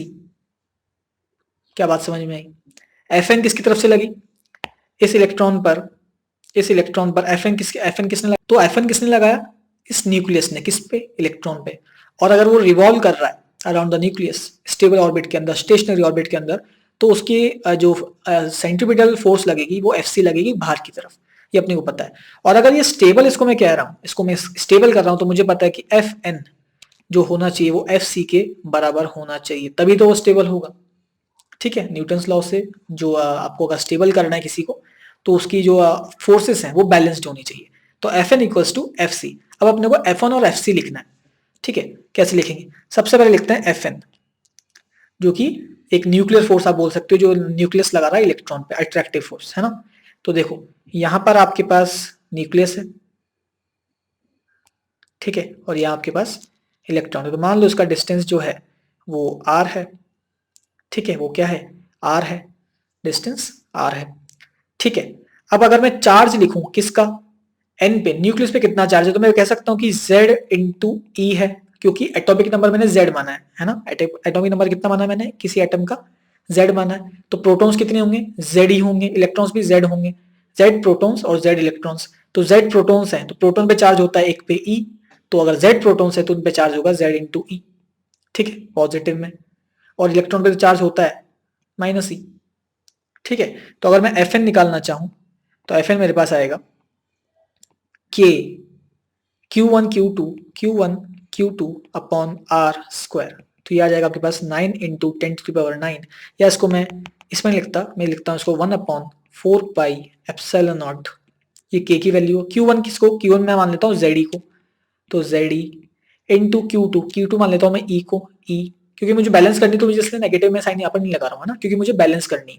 ठीक है, क्योंकि मैंने डायरेक्शन ऑलरेडी बना चुकी है, डायरेक्शन मैंने एक की इस साइड बनाई है, एक की उस साइड बनाई है, तो मुझे नेगेटिव साइन इंक्लूड करने की जरूरत नहीं है, अपॉन आर स्क्वायर। तो ये आ गई आपकी एफ एन। एफ सी लिख लो, एफ सी क्या होती है, M V square by R. ये कितनी होती है आपकी, ये आपकी सेंट्रीपिटल फोर्स होती है। अब इन दोनों को इक्वल करना है, इन दोनों को इक्वल करोगे तो F N is equals to F C.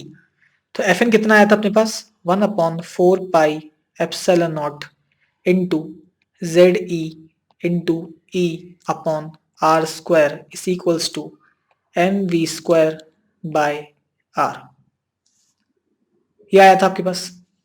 अब यहां से अगर आप एम वी स्क्वायर की वैल्यू निकालो, किसकी, एम वी स्क्वायर की, तो आपके पास आ जाएगा वैल्यू, ये आर से आर कट गया है ना, ये क्या गया आपके पास z into E square upon 4 pi epsilon naught into R.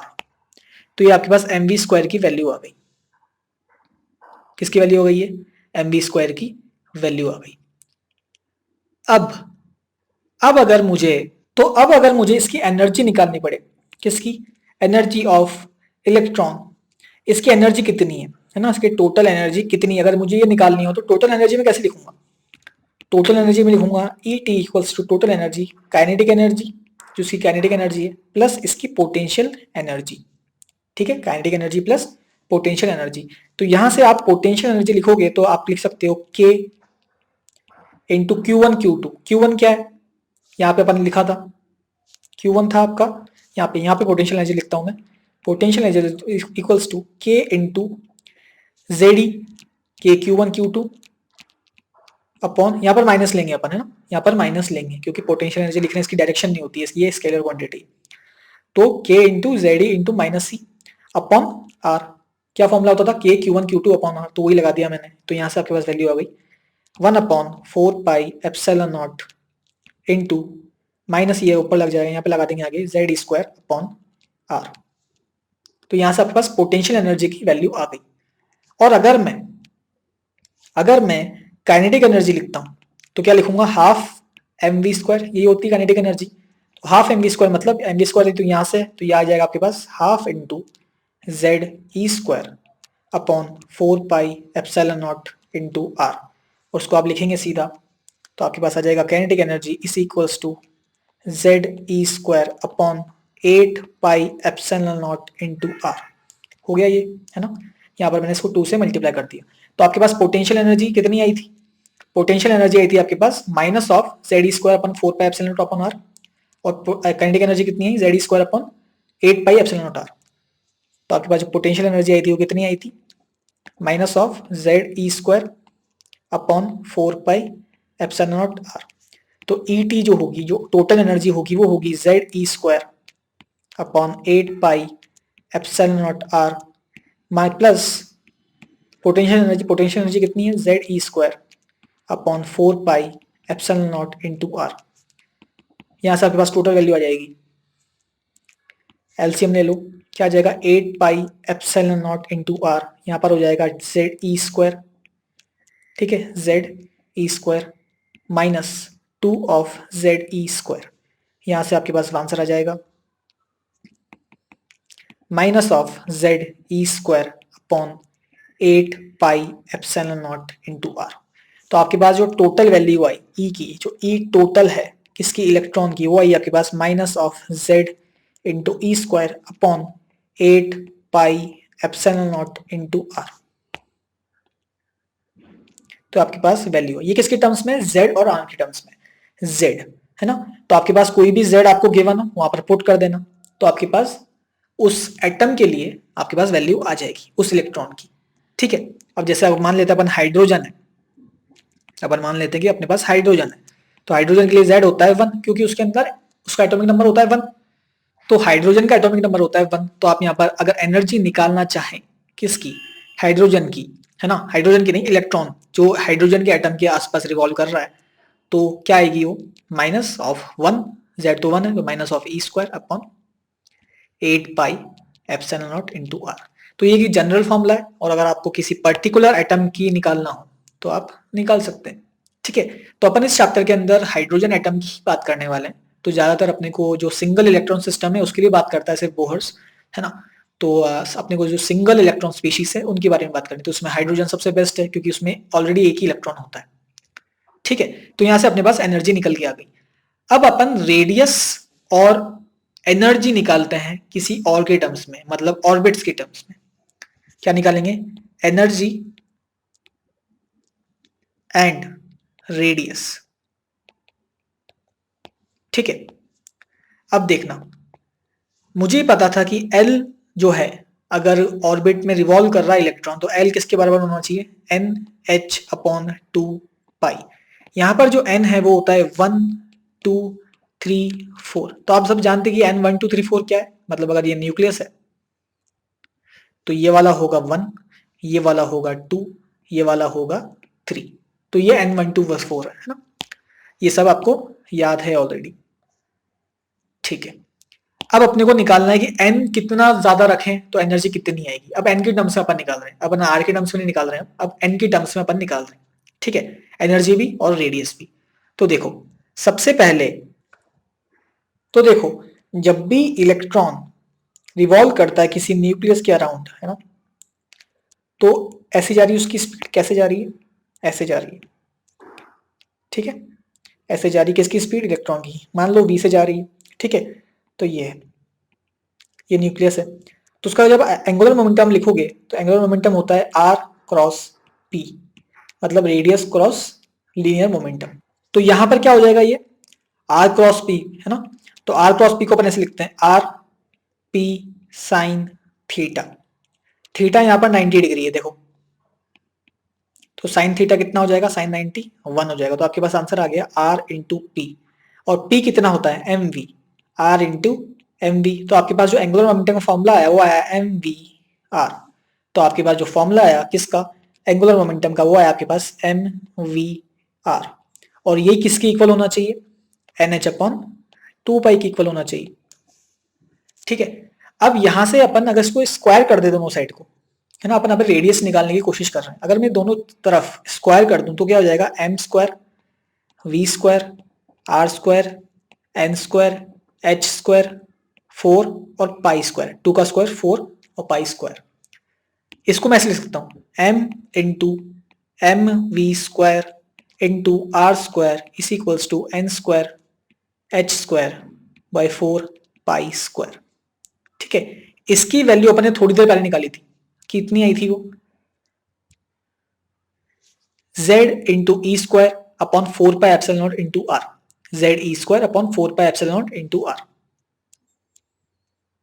कितनी आई थी, m into Z E square upon 4 pi epsilon naught into R dot R square, ये एम स्क्वायर की वैल्यू लिख दी मैंने, into R square equals to N square H square upon 4 pi square, ठीक है। अब यहां से देखो ये r से ये r कट गया, अब मुझे r निकालना है ना, मुझे r निकालना है। देखो यहां से 4 भी कट गया, एक पाई से एक पाई भी कट गया, क्या बचा, ये एप्सिलॉन नॉट ऊपर चल जाएगा, है ना। तो यहां से क्या जाएगा अपने पास, r की वैल्यू मेरे पास निकल कर आ जाएगी, कितनी, ऊपर चला गया था एप्सिलॉन नॉट, तो एन स्क्वायर तो ऊपर पहले से था, एच स्क्वायर भी पहले से था, एप्सिलॉन नॉट ऊपर आ गया, और यहां पर नीचे क्या जाएगा, पाई यहां पर ऑलरेडी है, पाई एम जेड ई स्क्वायर, कितना आ गया, pi M Z E square. तो आपके पास ये फॉर्मूला निकल कर आ गया, किसका, रेडियस का। तो ये रेडियस ऑफ nth ऑर्बिट है, nth ऑर्बिट। तो अगर आप n इक्वल्स टू 1 डालेंगे तो आपके पास फर्स्ट ऑर्बिट की रेडियस आ जाएगी, 2 डालोगे तो सेकंड ऑर्बिट की रेडियस आ जाएगी, ऐसे आप डाल सकते हो। और यहां से अपन देख सकते हैं कि r जो है वो प्रोपोर्शनल है किसके, एन स्क्वायर अपॉन जेड के, ठीक है। ये भी एक इंपॉर्टेंट रिलेशन है कि जैसे जैसे आप n को बढ़ाएंगे तो अपने को पता है जैसे जैसे ऑर्बिट बड़ा होता जाएगा, है ना, ये तो अपने को पता ही है, अपने को दिखता भी है कि ये n इक्वल्स टू 1 है, ये n इक्वल्स टू 2 है, ये n इक्वल्स टू 3 है ना। तो जैसे जैसे अपन n बढ़ा रहे हैं वैसे वैसे जो आपका रेडियस है वो बढ़ता जाएगा, और z जैसे जैसे आप बढ़ाओगे वैसे वैसे आपका रेडियस कम होता जाएगा, ठीक है। तो ये r का रिलेशन है। अब इसको आप हाइड्रोजन के भी लिख सकते हैं, तो हाइड्रोजन के लिए आप लिखोगे तो क्या हो जाएगा, z की वैल्यू हो जाएगी 1, मतलब z की वैल्यू क्या हो जाएगी, 1 हो जाएगी। और यहां से आप लिख सकते हो N square H square epsilon naught upon pi M E square, Z की वैल्यू मैंने 1 रख दी है। तो ये आपके पास किसका रेडियस आ गया, हाइड्रोजन के ऑर्बिट्स का रेडियस आ गया, किसके, nth ऑर्बिट का। और अगर मैं बोहर रेडियस लिखना चाहूं, क्या लिखना चाहूं, बोहर रेडियस, बोहर रेडियस, तो ये कब होता है, जब आपका z इक्वल्स टू 1 होता है और n भी क्या होता है, 1 के इक्वल होता है, बोहर रेडियस। इसको अपन डिनोट करते हैं a नॉट से, तो a naught is equals to r, radius ही है ना बोहर रेडियस, इसको a नॉट से अपन डिनोट करते हैं, z इक्वल्स टू 1 और n इक्वल्स टू 1। तो इसमें मैं z इक्वल्स टू 1 तो डाल ही सका था, है ना। अब इसमें n भी 1 डाल दो तो क्या आ जाएगा, h square upon s square epsilon naught, क्या आ जाएगा, h square epsilon naught upon pi M E square, क्या आ जाएगा, S square epsilon naught upon pi M E square. तो आपके पास ये बोहर रेडियस का फॉर्मूला आ गया। क्या बात समझ में आई? तो ये चीज अपने को अभी तक क्लियर है। तो रेडियस तो अपनी निकल गई है ना, nth ऑर्बिट में आपको जितनी भी रेडियस निकालनी हो आप निकाल सकते हैं। अब बात करते हैं एनर्जी की। अगर मैं nth ऑर्बिट के अंदर एनर्जी निकालना चाहूं तो आप वो कैसे निकालोगे? ठीक है, तो अगर आपको याद हो तो मैंने अभी थोड़ी देर पहले एनर्जी का फॉर्मूला लिखा था, minus E square Z upon 8 pi epsilon naught into R. ये फॉर्मूला लिखा था मैंने अभी कुछ देर पहले। कहाँ लिखा था? यहां लिखा था, है ना। E total equals to minus Z E square upon 8 pi epsilon naught R. ये लिखा था फॉर्मूला, अभी डिराइव करा था, है ना। अब अगर आपको इससे निकालना हो फॉर्मूले, तो आप देखो आपके पास आर की वैल्यू आ चुकी है। आर की वैल्यू यहां पर पुट कर दो, क्या आ जाएगी? Minus E square Z upon 8 pi epsilon naught into R. R क्या है अपने पास? आर ये वाला लिखना है अपने को जो सबसे जनरल है, N square H square epsilon naught. तो ये तो आएगा नीचे क्योंकि रेडियस में एन स्क्वायर। इसको दूसरे कलर से लिखता हूं मैं ताकि आपको अच्छे से समझ में आए। N square H square epsilon naught upon जो ऊपर है वो कितना आएगा? Pi M Z E square into pi M E Z square, pi M E square Z, ठीक है ना। Pi M E square Z कितना आएगा? अरे कहाँ गया?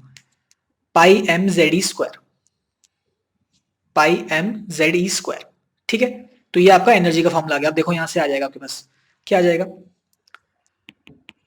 z और जेड स्क्वायर, सबसे पहले ई स्क्वायर और ई स्क्वायर, ई की पावर 4 माइनस तो है ही, माइनस ई की पावर 4, तो ई स्क्वायर से ई स्क्वायर तो हो गया, आपने लिख दिया। फिर z और जेड स्क्वायर, तो z से z भी चला गया, जेड स्क्वायर लिख दिया। फिर आ गया आपके पास पाई, ठीक है। फिर आ गया आपके पास m और नीचे आ गया आपके पास 8 पाई। अच्छा, पाई से पाई भी तो कट जाएगा, पाई से पाई भी कट जाएगा, पाई से पाई भी कट जाएगा। मैं m को हटा रहा हूं, पाई से पाई भी कट जाएगा, m ऊपर बच जाएगा, ठीक है। नीचे क्या बचेगा? 8 epsilon naught N square H square और वापिस एप्सिलॉन नॉट। तो ये एप्सिलॉन नॉट और एप्सिलॉन नॉट ये भी हो जाएंगे, तो ये आ जाएगा आपके पास माइनस ई की power 4 Z square M upon 8 epsilon naught N square H square epsilon naught का होल स्क्वायर, ठीक है। तो आपके पास जो एनर्जी की टर्म आई वो कितनी आई? इतनी आई, ठीक है। इतनी आई, इतनी आई। तो आपके पास ये वैल्यू निकल कर आ गई। यहाँ पर क्या गलत लिख दिया मैंने, ये नहीं होगा, यहाँ पर epsilon not, epsilon not epsilon not, epsilon not square में लिख चुका हूँ ऑलरेडी, ठीक है। तो ये आपके पास एनर्जी की टर्म आ गई। अब अगर आप यहाँ पे इसको ध्यान से देखो इस टर्म को, तो अगर मैं इस टर्म के अंदर z की वैल्यू 1 डाल देता हूं, मतलब मैं हाइड्रोजन की बात कर रहा हूं, है ना। z की वैल्यू मैंने 1 डाल दी, तो ये तो हो गया आपका 1, ठीक है। m आपको पता है हाइड्रोजन का जितना होगा, 8 तो कांस्टेंट है ही, एन स्क्वायर अभी अपन लिखना है टर्म्स में, h आपको पता है, एप्सिलॉन की वैल्यू आपको पता है, e की वैल्यू आपको पता है। तो एक्चुअली कुल मिला के जो बस एक वेरिएबल है वो n है, ठीक है। जो वेरिएबल है वो n है। तो मैं Et को सीधा लिख सकता हूं, जो एनर्जी है उसको मैं सीधा लिख सकता हूं, क्या? माइनस 13.6 अपॉन एन स्क्वायर, और ये आता है इलेक्ट्रॉन वोल्ट के अंदर। मैंने क्या करा है, ये जो वैल्यू ना सारी वैल्यू पुट कर दी मैंने यहाँ पर, E की वैल्यू पुट कर दी, M की वैल्यू पुट कर दी, H की वैल्यू पुट कर दी, E की वैल्यू पुट कर दी। तो मतलब इसका जो आया ना वैल्यू वो कितनी है? 13.6, ठीक है। और इलेक्ट्रॉन वोल्ट के अंदर मैं लिख रहा हूं उसको, ठीक है। ये याद रखना है आपको, ये किस में लिख रहे हैं अपन?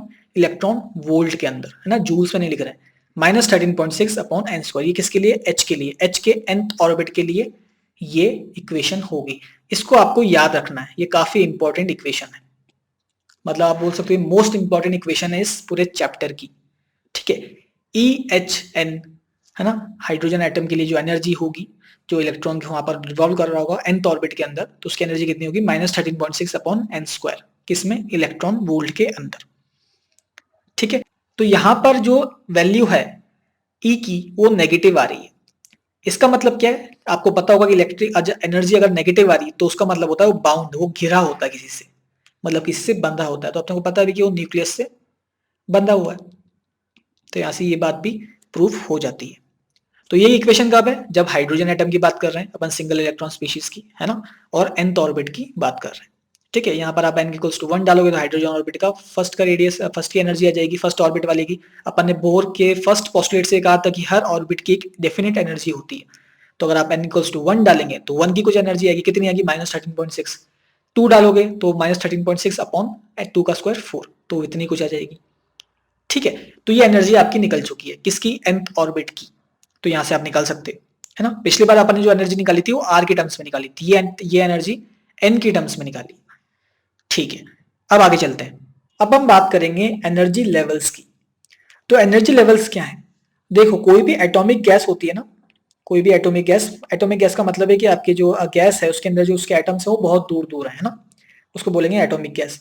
अगर इस एटॉमिक गैस के अंदर आप किसी चैम्बर के अंदर फिल कर रखिए और वहां से आप इलेक्ट्रिसिटी को पास करा दें, मतलब उसको स्पार्क करा दें, तो क्या होगा, ये जो एटॉमिक गैस है ना, ये रेडिएशन इमिट करेगी, ये रेडिएशन इमिट करेगी, है ना। आप कुछ वेवलेंथ्स ऑफ लाइट निकलती हुई दिखाई देगी।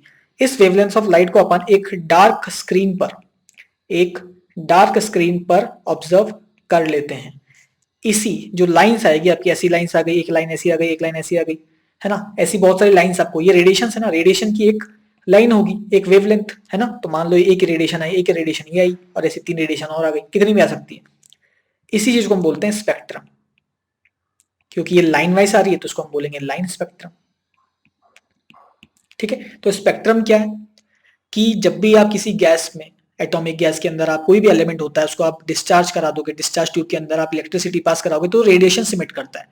वो रेडिएशन जब इमिट करता है तो जो उसकी वेवलेंथ, जो उसने रेडिएशन इमिट करी, अपन उसको एक डार्क स्क्रीन के ऊपर उसको ऑब्जर्व करते हैं। वो डार्क स्क्रीन पर जो भी पैटर्न बनता है ना, ऐसी लाइंस दिखेगी आपको क्योंकि रेडिएशन है, तो जो भी आपको डार्क स्क्रीन पे पैटर्न दिखेगा उसको हम बोलते हैं स्पेक्ट्रम। तो स्पेक्ट्रम का जो बेसिक नॉलेज है वो आपको ये होना चाहिए। ठीक है, अब मैंने हाइड्रोजन के बारे में क्या बोला था कि जब मैं हाइड्रोजन की बात करूंगा तब एनर्जी क्या लिखता हूं मैं, nth ऑर्बिट के लिए -13.6 अपॉन n स्क्वायर, ये एनर्जी लिखता हूं हाइड्रोजन के लिए, है ना, क्योंकि z इक्वल्स टू 1 होता था, मैंने आपको थोड़ी देर पहले बताया। ठीक है, तो अगर मैं n इक्वल्स टू 1, मतलब मैं फर्स्ट ऑर्बिट की बात कर रहा हूं, फर्स्ट ऑर्बिट की बात करूं तो मेरे पास E1 कितनी आएगी, -13.6 इतनी आ जाएगी। और अगर मैं n इक्वल्स टू 2 की बात करूं, मतलब जो सेकेंड ऑर्बिट है, उस केस में E2 कितनी आएगी, -13.6 अपॉन 2 का स्क्वायर, ये लगभग आता है -3.4, ये सब इलेक्ट्रॉन वोल्ट के अंदर है।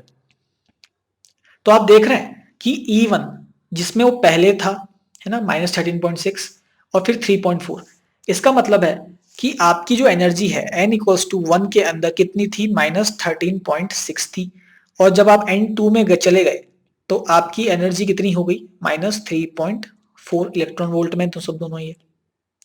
तो आप देख पा रहे हैं कि यहाँ पर ये नेगेटिव साइन लगा हुआ है ना आगे, तो इसका मतलब ये वैल्यू कम है और ये वैल्यू ज्यादा है।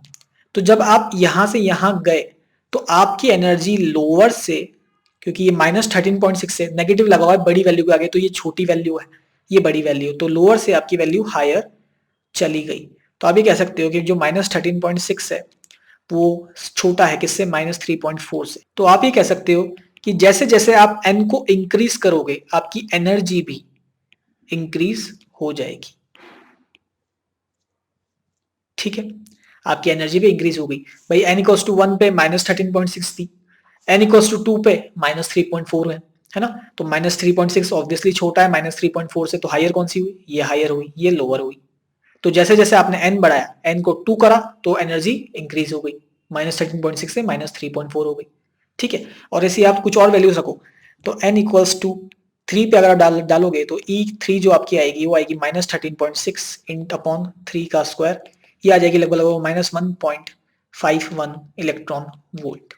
ठीक है, n इक्वल्स टू 4 डालोगे तो आपके पास वैल्यू आएगी -13.6 अपॉन 4 का स्क्वायर, ये आ जाएगी लगभग आपके पास -0.85 इलेक्ट्रॉन वोल्ट। ठीक है। और ऐसे करते करते करते अगर आप n इक्वल्स टू इन्फिनिटी डाल देते हो, मतलब इन्फिनाइट ऑर्बिट पे जहां पर इलेक्ट्रॉन फ्री हो जाए, वहां पर आप इसकी वैल्यू डालोगे -13.6 अपॉन इन्फिनिटी का होल स्क्वायर, ये आ जाएगा आपके पास 0 इलेक्ट्रॉन वोल्ट। तो देख रहे हो आपकी जो जो एनर्जी है n इक्वल्स टू 1 2 3 4 और ऐसे करते करते इन्फिनिटी पे। तो यहाँ पर थी आपकी 1 पे थी 13.6 -13.6, यहाँ पे थी -3.4, यहाँ पे थी -1.51, यहाँ पे थी -0.85 और यहाँ पर हो गई वो 0। तो मतलब ऑब्वियसली यही चीज है, ये सब ग्रेटर है और 0 तो सबसे बड़ा क्योंकि ये माइनस है, सारी वैल्यूज नेगेटिव में और 0 तो पॉजिटिव है ना। पॉजिटिव मतलब कि नेगेटिव नहीं है, तो ये ऑब्वियसली सबसे बड़ा है। तो इसको बोलते हैं हम फ्री इलेक्ट्रॉन। फ्री इलेक्ट्रॉन मतलब ये इलेक्ट्रॉन फ्री है, ये बाउंडेड नहीं है। बाउंडेड कौन से होते हैं? जिनकी वैल्यू नेगेटिव होती है। अब अभी अभी अभी मैंने आपको बताया था कि अगर नेगेटिव एनर्जी आती है तो वो बाउंडेड है, और अगर नेगेटिव नहीं है तो वो फ्री इलेक्ट्रॉन है। और यही तो रिस्पॉन्सिबल होते हैं कंडक्टिविटी के लिए, जिनको हम बोलते हैं कि ये मेटल्स के अंदर फ्री इलेक्ट्रॉन्स होते हैं। वो क्या होते हैं? यही होते हैं जिनकी जो एनर्जी होती है वो बिल्कुल बाहर वाले ऑर्बिट में रहते हैं, है ना, उनको बोलते हैं फ्री इलेक्ट्रॉन्स। और यही कंडक्टिविटी दिखाते हैं किसमें? मेटल्स के अंदर। तो अगर इनको अपन प्लॉट करें तो अपन ऐसे प्लॉट कर सकते हैं। तो अगर मैं इसको प्लॉट करूं किनको? एनर्जीज को, तो यहाँ पे लिख सकते हैं अपन n इक्वल्स टू 1 पर -13.6 एनर्जी है, n इक्वल्स टू 2 पे -3.4, n इक्वल्स टू 3 पे -1.51, n इक्वल्स टू 4 पे -0.85 और n इक्वल्स टू 5 पे भी कुछ होगी। और ऐसे करते करते इन्फिनिटी पे कितनी हो जाएगी? 0 हो जाएगी। तो ये एनर्जी लेवल्स, इनको क्या बोलते हैं? Energy levels. Energy levels. अभी इसका और यूज आएगा सामने, जब अपन लाइंस पढ़ेंगे, स्पेक्ट्रल लाइंस पढ़ेंगे, तब इनका यूज आएगा। ठीक है। तो n इक्वल्स टू 1 2 3 4 5 ये सब है। तो ये जो n इक्वल्स टू 1 है ना, इसको हम बोलते हैं ग्राउंड स्टेट। क्या बोलते हैं? ग्राउंड स्टेट, जो सबसे करीब है ग्राउंड स्टेट। और जितनी ऊपर वाली वैल्यूज हैं, ये वाली सारी वाली, इनको हम बोलते हैं एक्साइटेड स्टेट। Excited state. ठीक है। तो एनर्जी लेवल का डायग्राम है ना, आपको क्या करना है? सिर्फ n की वैल्यू रखती जानी और वैल्यूज निकालनी जानी और आप इस डायग्राम को बना सकते हैं। ठीक है। अब हम पढ़ते हैं स्पेक्ट्रल लाइंस के बारे में। अब मान लो कि आपके पास एक स्टेट ऐसी है और एक स्टेट ऐसी है। ठीक है। इसको मैं बोल रहा हूँ ये EH है, मतलब हायर एनर्जी वाला, और ये E लोअर है, लोअर एनर्जी वाला। अपन ने पढ़ा था n इक्वल्स टू 1, जो नीचे होते हैं उसमें एनर्जी लोअर होती है ना। इसमें लोअर एनर्जी -13.6 ऑब्वियसली लोअर है -3.4 से, तो यहाँ पर भी वही बनाया मैंने। बोहर ने क्या कहा था कि जो इलेक्ट्रॉन है, जो इलेक्ट्रॉन है, जब वो यहां से जाएगा, जब वो यहां से इधर जाएगा तो वो एक रेडिएशन इमिट करेगा जिसकी एनर्जी कितनी होगी? h म्यू होगी। ठीक है। बस ये h म्यू तो रेडिएशन है जो अपन स्पेक्ट्रल लाइंस को ऑब्जर्व कर रहे थे। होता क्या है, जब आपकी एटॉमिक गैस को अपन डिस्चार्ज करते हैं या अपन इलेक्ट्रिसिटी उसमें पास करते हैं तो वो उसके एटम्स जो है एक्साइट हो जाते हैं। एक्साइट होने का मतलब ये है कि बीच में जब वो एक स्टेट से दूसरी स्टेट में जाएंगे तो वो ऐसी फोटोन्स एमिट करेंगे। फोटोन से क्या? रेडिएशन से। तो यही जो लाइंस है अपने को, ये अपने को उस ब्लैक स्क्रीन पर दिख जाएंगे, जिनको हम स्पेक्ट्रम्स कहते हैं। तो कुल मिला के मुझे यही तो निकालना है, मतलब उन लाइंस की अगर मुझे वेवलेंथ निकालनी हो तो मुझे अगर h म्यू मिल जाए, उसकी एनर्जी मिल जाए, तो उससे मैं वेवलेंथ भी निकाल दूंगा। ठीक है। तो यहां पर मैं h म्यू कैसे लिखता था? h म्यू लिखता था मैं E ऑफ h, ये बोहर ने कहा था E of h minus E of L, मतलब higher energy state minus lower energy का स्टेट। उसकी अगर एनर्जी को डिफरेंस ले लोगे तो वही कितनी होती है? फोटोन की एनर्जी होती है। ठीक है। अब एनर्जी क्या लिखी थी मैंने? तो nth स्टेट के अंदर अपन एनर्जी कैसे लिखते थे? E ऑफ n कैसे लिखते थे? -m e⁴ upon 8n² epsilon naught का होल स्क्वायर अपॉन h का होल स्क्वायर, ऐसे लिखते थे। कहां लिखा था ये? देखो एनर्जी यहीं कहीं लिखी होगी अपन ने, यहां पर। ठीक है। कैसे लिखा था? E⁴ z² मैंने अभी क्या लिया है? 1 ले लिया, क्योंकि अपन हाइड्रोजन की बात कर रहे हैं, इसलिए z की वैल्यू मैंने 1 ली है, तो वहां पर इसलिए मैंने सीधा e⁴ उसके बाद सीधा m लिख दिया। नीचे क्या? Eight epsilon not n² s² और एप्सिलॉन स्क्वायर। ठीक है। तो यहां पर ये हो गया। ठीक है। यहाँ पर z की वैल्यू क्या है? 1 है। तो ये अपने पास आंसर है। अगर मैं E ऑफ h लिखना चाहूं, मतलब हायर एनर्जी के लिए, तो क्या लिखूंगा? m e⁴ upon 8। मैं लिख रहा हूं कि NH, ये बता रहा है कि ये हायर ऑर्बिट है, इसका whole square, E epsilon naught का होल स्क्वायर, एच स्क्वायर। और ई एल भी इस तरह से लिखूंगा, ई एल भी इस तरह से लिखूंगा, क्या लिखूंगा, माइनस एम ई की पावर 4 अपॉन 8, और यहाँ पर मैं वैल्यू ले रहा हूँ एन एल, ये बता रहा है कि अपने को जो nth ऑर्बिट है ये वाला, इसके लिए वो लोअर ऑर्बिट है, स्क्वायर एप्सिलॉन नॉट का होल स्क्वायर, एच का होल स्क्वायर। अब आप लोग को करना था कि H mu is equals to E of H minus E of L, H minus L तो लिख लो, H mu is equals to E of H minus E of L, कितना आ गया, माइनस ई की माइनस एम इंटू ई की power 4, minus M into E की power 4 upon 8 N square, N H का होल स्क्वायर, एन एच का whole square, फिर epsilon naught का होल स्क्वायर और एच का होल स्क्वायर, माइनस वापिस वही है, सपोज एन एल अलग है तो ये आ जाएगा minus M E 4 upon 8 N L का whole square, E square epsilon naught का स्क्वायर, एच स्क्वायर। तो यहाँ से आपके पास वैल्यू आ जाएगी, अगर मैं कॉमन ले लूँ, पहले इसको खोल लेता हूँ पहले, ई की पावर 4 ताकि आपको समझने में आसानी हो, 8 N H square epsilon naught का square, H square plus M E 4 upon 8 N L का स्क्वायर एप्सिलॉन नॉट का स्क्वायर, एच का स्क्वायर। तो यहाँ से मैं टर्म्स कॉमन ले लेता हूँ, कौन सी, माइनस एम ई की पावर 4 अपॉन 8, या मैं माइनस नहीं ले रहा हूँ, माइनस में बाहर ही रखता हूँ है ना, या माइनस में अंदर ही रख देता हूँ, तो ये हो जाएगा m इंटू ई की पावर 4, माइनस मैंने अंदर ही छोड़ दिया, कॉमन लेके नहीं आया बार, मतलब एम ई 4 अपॉन 8, क्या कॉमन है, एप्सिलॉन स्क्वायर स्क्वायर और h का स्क्वायर, क्या बच जाएगा अंदर, माइनस अंदर ही बच गया, minus 1 upon N of h का square plus 1 upon N of L का स्क्वायर। यहां से आपके पास वैल्यू आ गई m इंटू ई की power 4 upon 8 epsilon naught h square, आपके पास आ गया value n upon 1 upon N L का square minus 1 upon N H का स्क्वायर। तो ये आपके पास किसकी वैल्यू आई, h इंटू म्यू की वैल्यू आई, ठीक है, ओके। अब इसको आप ऐसे कैसे लिख सकते हो, इस म्यू को आप इसको ऐसे लिख सकते हो, कैसे, H C upon lambda, mu of क्या होता है, सी अपॉन लैम्डा होता है, ये हो जाएगा m e की पावर 4 अपॉन 8 एप्सिलॉन का स्क्वायर, h का स्क्वायर 1 अपॉन n l का square minus 1 upon n h का होल स्क्वायर, ठीक है। यहाँ पर ये आने के बाद आप लिख सकते हो 1 अपॉन लैम्डा, लैम्डा किसकी है, फोटोन का, फोटोन का वेवलेंथ अपन निकाल लिया लगभग M E 4 upon 8 epsilon square, h cube हो जाएगा, h नीचे चला गया तो h क्यूब, सी नीचे चला गया, 1 अपॉन एन एल का whole square minus 1 upon N H का होल स्क्वायर।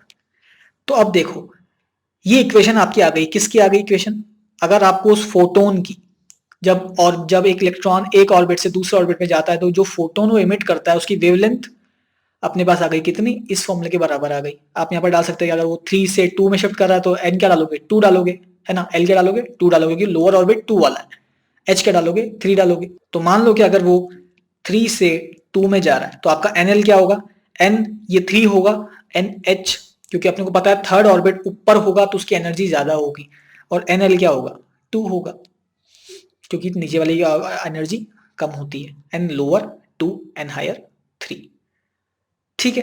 तो ये आ गया। अब यहाँ पे देखो जो आपका ये वाला टर्म है, कौन सा वाला, ये वाला, ये कांस्टेंट है, इसके अंदर सारी चीजें कांस्टेंट है, m कांस्टेंट है, e कांस्टेंट है, 8 एप्सिलॉन h c ये सब कांस्टेंट है। इसकी जब आप वैल्यू निकालोगे तो आपके पास आएगा r, ये होता है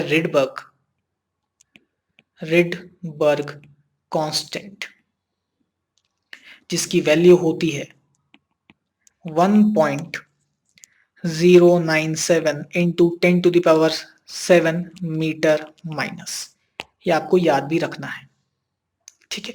तो अगर मैं इसको लिखना चाहूं तो सीधा लिख सकता हूं, अब 1 upon lambda is equals to R substitute कर दिया मैंने वहां पर, इंटू 1 अपॉन एन एल का whole square minus 1/n h का होल स्क्वायर। तो फाइनल इक्वेशन जो आपको याद करनी है वो ये वाली है, ठीक है। 1/λ equals to r into 1/nl का स्क्वायर माइनस 1/nh का होल स्क्वायर। तो अगर आपका जो इलेक्ट्रॉन है वो हायर ऑर्बिट से लोअर ऑर्बिट में जाता है तो आप इस फॉर्मूला का यूज करके उस जो भी फोटोन वो इमिट करेगा उसकी वेवलेंथ आप निकाल सकते हो, ठीक है। अब बात करते हैं लाइंस की, स्पेक्ट्रल लाइंस, ठीक है, स्पेक्ट्रल लाइंस, और इसी फॉर्मूले से डिराइव करेंगे, ठीक है। तो हुआ क्या कि कुछ कुछ लाइंस ड्रॉ करेगी, जैसे फर्स्ट अपने पास लाइमन सीरीज, क्या है, लाइमन सीरीज। लाइमन सीरीज क्या होता है, इसके अंदर आपका n जो l होता है वो होता है 1 और n जो h है वो तो आपको लिखना है, मतलब यहाँ पर NH की जो वैल्यू है वो हो सकती है 2, 3, 4, 5 ऐसे करके कितनी भी हो सकती है। इसका सिग्निफिकेंस क्या है कि जैसे ये है, ये ऑर्बिट्स हैं आपके, है ना, यानी इक्वल्स टू 1, 2, 3, 4, 5 है। तो लाइमन सीरीज का मतलब क्या है कि NL हमेशा 1 ही रहने वाला है, मतलब इलेक्ट्रॉन हमेशा लोअर ऑर्बिट वाला है ना, ये n इक्वल्स टू 1, तो मतलब इलेक्ट्रॉन हमेशा नीचे शिफ्ट करेगा, कहां पर, n इक्वल्स टू 1 पे, मतलब वो कहीं से भी जंप करे उसको आना कहां पर है, यहां पर ही आना है। कहां पर आना है, फर्स्ट n इक्वल्स टू 1 पे ही आना है, मतलब चाहे वो यहां से ज्वाइन करे, चाहे वो यहां से जंप करे, चाहे वो यहां से जंप करे, चाहे वो यहां से जंप करे। तो लाइमन सीरीज क्या बनी, ये वाली सीरीज बन गई, उसको आना है हमेशा फर्स्ट ऑर्बिट के अंदर, वो कहीं से भी आ सकता है, वो इन्फिनाइट से भी अगर फर्स्ट ऑर्बिट के अंदर आ जाएगा तो वो भी लाइमन सीरीज है, ठीक है। तो उसको हम बोलेंगे फर्स्ट लाइमन सीरीज, इसको बोलेंगे हम सेकंड लाइमन सीरीज, इसको बोलेंगे थर्ड, इसको बोलेंगे फोर्थ, और ऐसे सो ऑन, ठीक है। तो आपको याद रखना कि लाइमन सीरीज क्या होती है, जहां जिसमें जो इलेक्ट्रॉन है वो हायर ऑर्बिट से फर्स्ट ऑर्बिट के अंदर जंप करता है, जिसमें NL इक्वल्स टू 1 होता है। तो अगर मैं इसकी इक्वेशन लिखना चाहूं तो कैसे लिखूंगा, अपने पास 1/λ is equals to r into 1/n l का whole square minus 1/n h का होल स्क्वायर। तो ये था, ये हो जाएगा लाइमन सीरीज के लिए हो जाएगा 1/λ into r is equals to 1/n l क्या था, 1 था, क्योंकि अपने को पता है कि वो किस में आएगा, हमेशा फर्स्ट ऑर्बिट के अंदर आएगा, तो NL इक्वल्स टू 1, तो 1 मैंने पुट कर दिया वहां पर, माइनस 1/n h का स्क्वायर। तो ये आपके पास फॉर्मूला हो गया किसके लिए, लाइमन सीरीज के लिए। तो आपको ये अलग से याद नहीं करना है, आपको बस ये याद होना चाहिए कि लाइमन सीरीज के लिए जो LL की वैल्यू, NL की वैल्यू वो 1 होती है, बाकी तो आप इस जनरल फॉर्मूले से सब निकाल ही सकते हैं, है ना, और ऐसी बाकी लाइंस भी। तो अगर आपको पूछा जाए, है ना, क्वेश्चन कैसा आएगा, क्वेश्चन ऐसा आएगा कि जैसे बताओ कि third line of Lyman series, third line of Lyman series की वेवलेंथ निकालो, की वेवलेंथ निकालो। तो सिंपल है, थर्ड लाइन कौन सी है, पहली फर्स्ट ये है, मतलब n इक्वल्स टू 2 से 1 में गया, फिर 3 से 1 में गया, फिर 4 से 1 में गया। इसका मतलब ये थर्ड लाइन बन रही है, कौन सी वाली, जब वो 4 से लेकर 1 पे आता है, तो 4 से लेकर 1 पे आता है, तो आपको n इक्वल्स टू 1 तो डालना ही है लाइमन सीरीज से, क्योंकि और n जो h है वो कितना डालना है, 4 डालना है। तो इसका मतलब ये है कि आप इस फॉर्मूले के अंदर क्या पुट करेंगे, 1/λ इक्वल्स टू r 1/1 का स्क्वायर माइनस 1/4 का स्क्वायर। तो यहां से जो आपकी r की जो लैम्डा की वैल्यू आएगी वो आपका आंसर होगा। तो ऐसे third line, fourth line, fifth line, वो कितनी भी कौन सी भी लाइन पूछ सकता है, तो थर्ड डालोगे आप तो 4 डालना पड़ेगा, ठीक है। तो ये लाइमन सीरीज, तो आपको ड्रॉ करना आना चाहिए, ड्रॉ करना भी आना चाहिए ना, कि लाइमन सीरीज ड्रॉ कैसी होगी, हमेशा फर्स्ट ऑर्बिट के अंदर ही आना है लाइमन सीरीज के केस में, ठीक है, वो कहीं से भी आए बाकी, ओके। अब हम बात करेंगे बाल्मर सीरीज की, ये थोड़ा ज्यादा इंपॉर्टेंट है क्योंकि ये विजिबल रीजन के अंदर लाई करता है, ये जितनी भी रेडिएशंस इस सीरीज के अंदर आती है ना, इस सीरीज के अंदर जितनी भी रेडिएशंस आती है वो सारी विजिबल रेंज की है। कैसी है, विजिबल रेंज की, मतलब अपने को आंखों से दिख जाती है, ठीक है।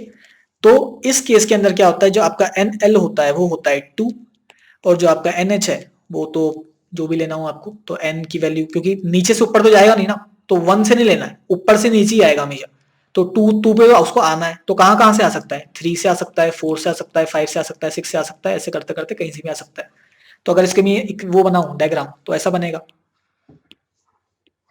ये 1 है, ये 2 है, ये 3 है, ये 4 है, तो उसको 2 पे आना है, तो 2 पे ऐसे आएगा, कैसे, यहां पर आना है, ये 2 पे आ गया, 4 से भी 2 पे आ सकता है, 5th से भी 2 पे आ सकता है, 6th से भी 2 पर आ सकता है।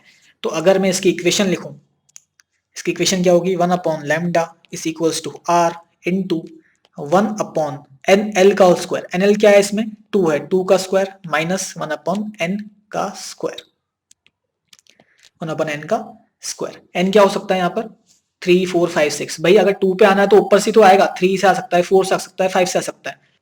तो अगर आपसे पूछा जाता है कि बताओ कि सेकंड लाइन कौन सी होगी बाल्मर सीरीज की, कौन सी, ये फर्स्ट हो गई है ना, 3 से 2 जो आएगी सबसे छोटी जो बनेगी वो फर्स्ट लाइन होगी, फर्स्ट, ये हो गई सेकंड, ये हो गई थर्ड, ये हो गई फोर्थ। तो अगर आपको पूछा जाए कि बताओ सेकंड लाइन कौन सी होगी बाल्मर की, उसकी वेवलेंथ बताओ, तो आपको पता चलना चाहिए सेकंड लाइन कौन सी है जो कि 4 से 2 पर आ रही है। तो आप n इक्वल्स टू यहाँ पर क्या डालेंगे, 4 डाल देंगे, तो वहां से आपका आंसर निकल जाएगा।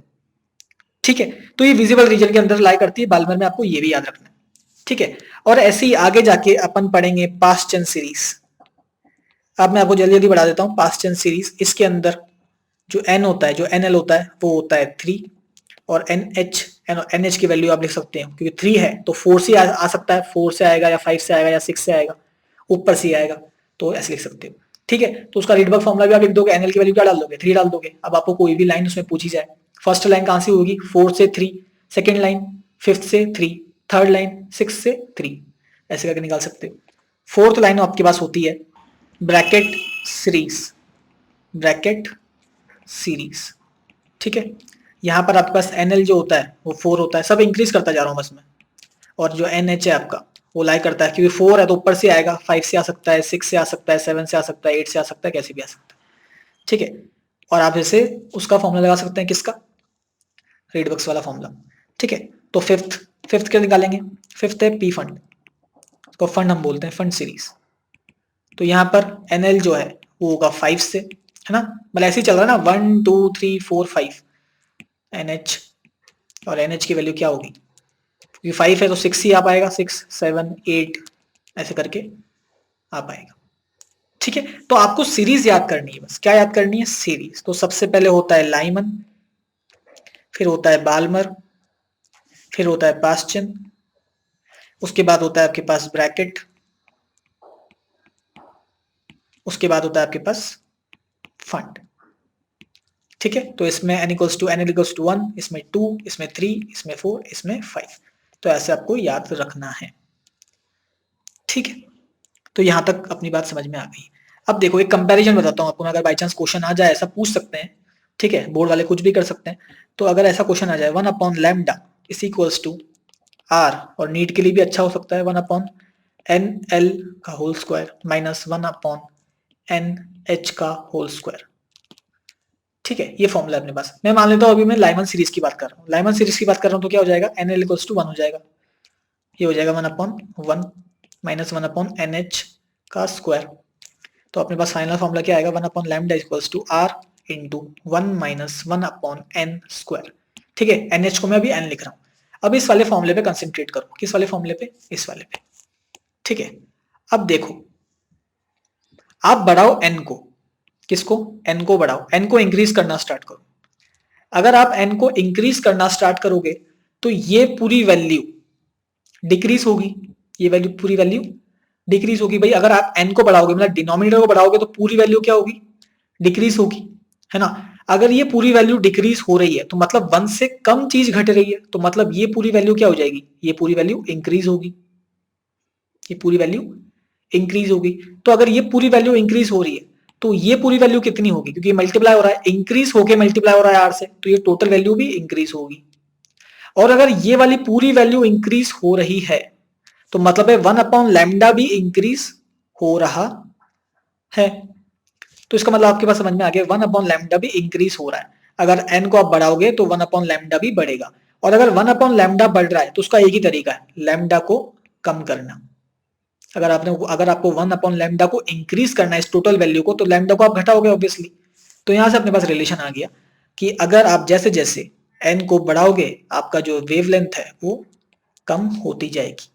ठीक है, तो इसका मतलब ये हो गया कि अगर आपको मैक्सिमम वेवलेंथ निकालनी हो तो आपको n को मिनिमम रखना पड़ेगा, n को मिनिमम रखना पड़ेगा। वो कितना होता है, 2 होता है, n तो 2 ही होगा ना मिनिमम किसी के लिए, भाई लाइमन के लिए n इक्वल्स टू 1 होता है, तो NH तो हमेशा 2 3 4 5 6, क्योंकि 2 3 4 5 6 ही तो हायर एनर्जी ऑर्बिट्स है, तो मिनिमम के लिए 2 होगा।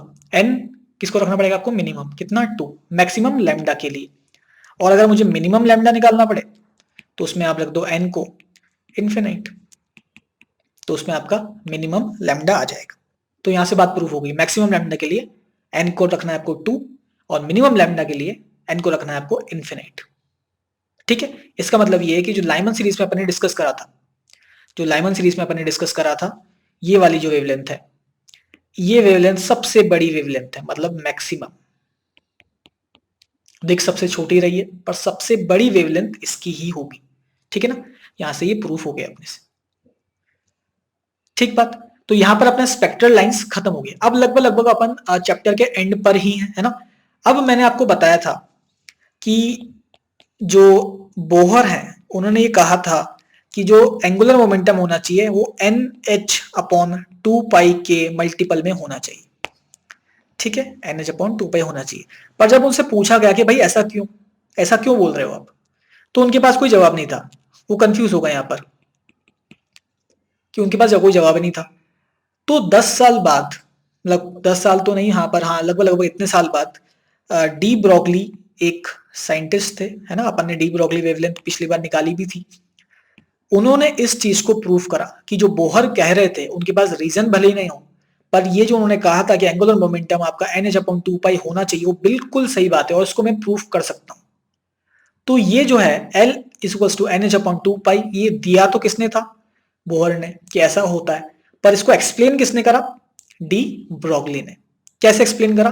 तो डी ब्रॉगली ने क्या कहा कि आप इलेक्ट्रॉन को ऐसा वेव मान, वो हर चीज को वेव मान लेते थे ना, तो उन्होंने ये कहा कि इलेक्ट्रॉन को आप एक पार्टिकल की वेव मानो।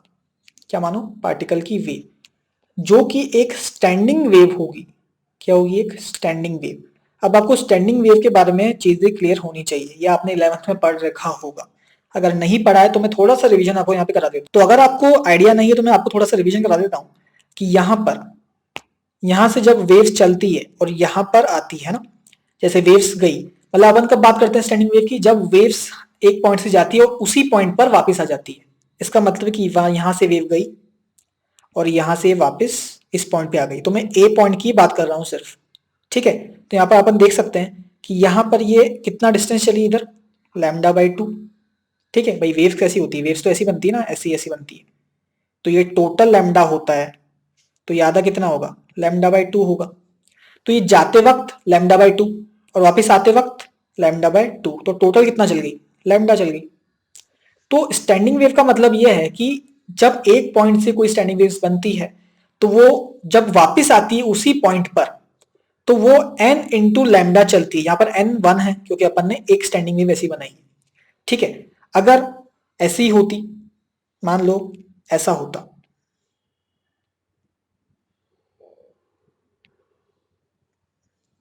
ठीक है, अगर ऐसा होता तो ये मान लो कि यहां से वेव्स चली ए से, तो किधर गई? ये पूरा लैम्डा डिस्टेंस है, यहां पर गई, इस पॉइंट पे आई और वापस उसको आना पड़ेगा स्टैंडिंग वेव्स के लिए। तो यहां पर गई तो लैम्डा चली, यहां पर आई तो वापस लैम्डा चली। कितना चल गई टोटल डिस्टेंस? 2 लैम्डा। तो अभी भी एन लैम्डा के बराबर है। एन यहाँ पर क्या है? एन इक्वल्स टू 2 है। और ऐसी है एन इक्वल्स टू 3 हो जाएगा, एन इक्वल्स टू 4 हो जाएगा, ऐसे करके।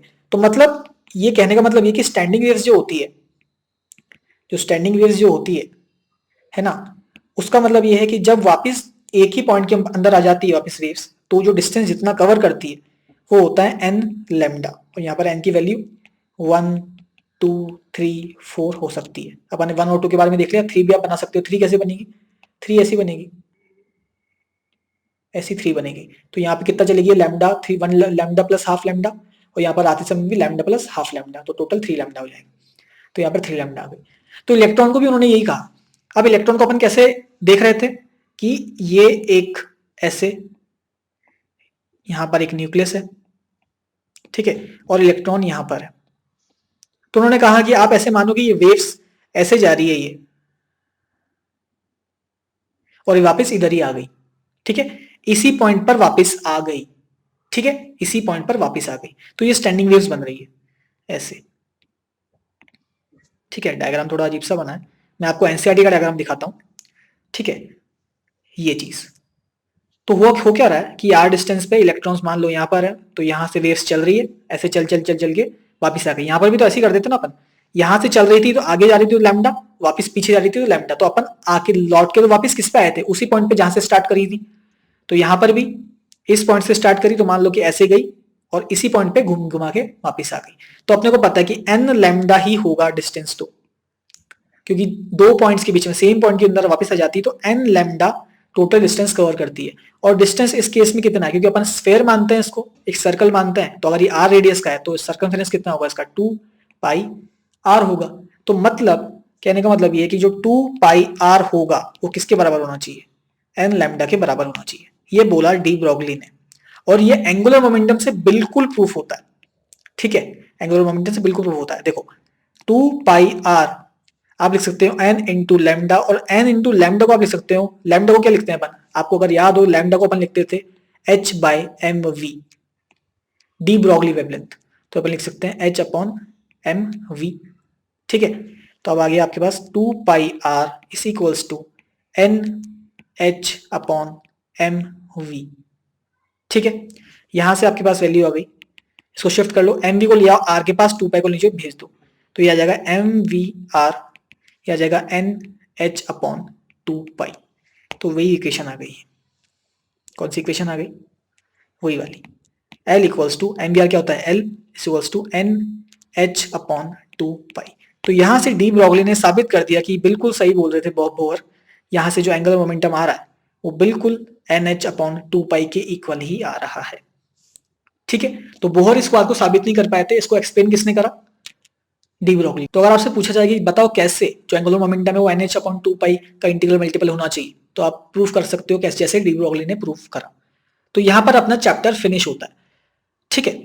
तो अपना जो एटम्स चैप्टर है ये अपन ने निपटा लिया। अब इसके बाहर आपके एनसीईआरटी में कुछ भी नहीं आने वाला है बोर्ड से, काफी इजी क्वेश्चंस आते हैं, सारे फॉर्मुलेस मैंने आपको लिखवा दिए और कोई इतने डिफिकल्ट फॉर्मुलेस भी नहीं है, सारे सिस्टमेटिक फॉर्मुलेस है ना। आप अगर थोड़ी सी कोशिश करोगे तो आपको सारे फॉर्मुलेस याद हो जाएंगे, ठीक है। तो थ्योरी भी आपको याद रखनी है, बोहर्स के पोस्टुलेट आपको बिल्कुल याद रखना है क्योंकि बहुत ही ज्यादा चांसेस है कि वो पूछे जाएंगे, ठीक है। थ्योरी के अंदर इस चैप्टर के अंदर सबसे बोहर्स पोस्टुलेट सबसे अच्छे हैं, ठीक है। तो बोहर पोस्टुलेट आपको याद रखना है। और एंगुलर मोमेंटम किसके इक्वल होता है वो आपको याद रखना है, एनर्जी किसकी होती है हाइड्रोजन के लिए, तो वो आपको याद रखना है, ठीक है। तो यहां पर अब इस चैप्टर को अपन फिनिश करते हैं।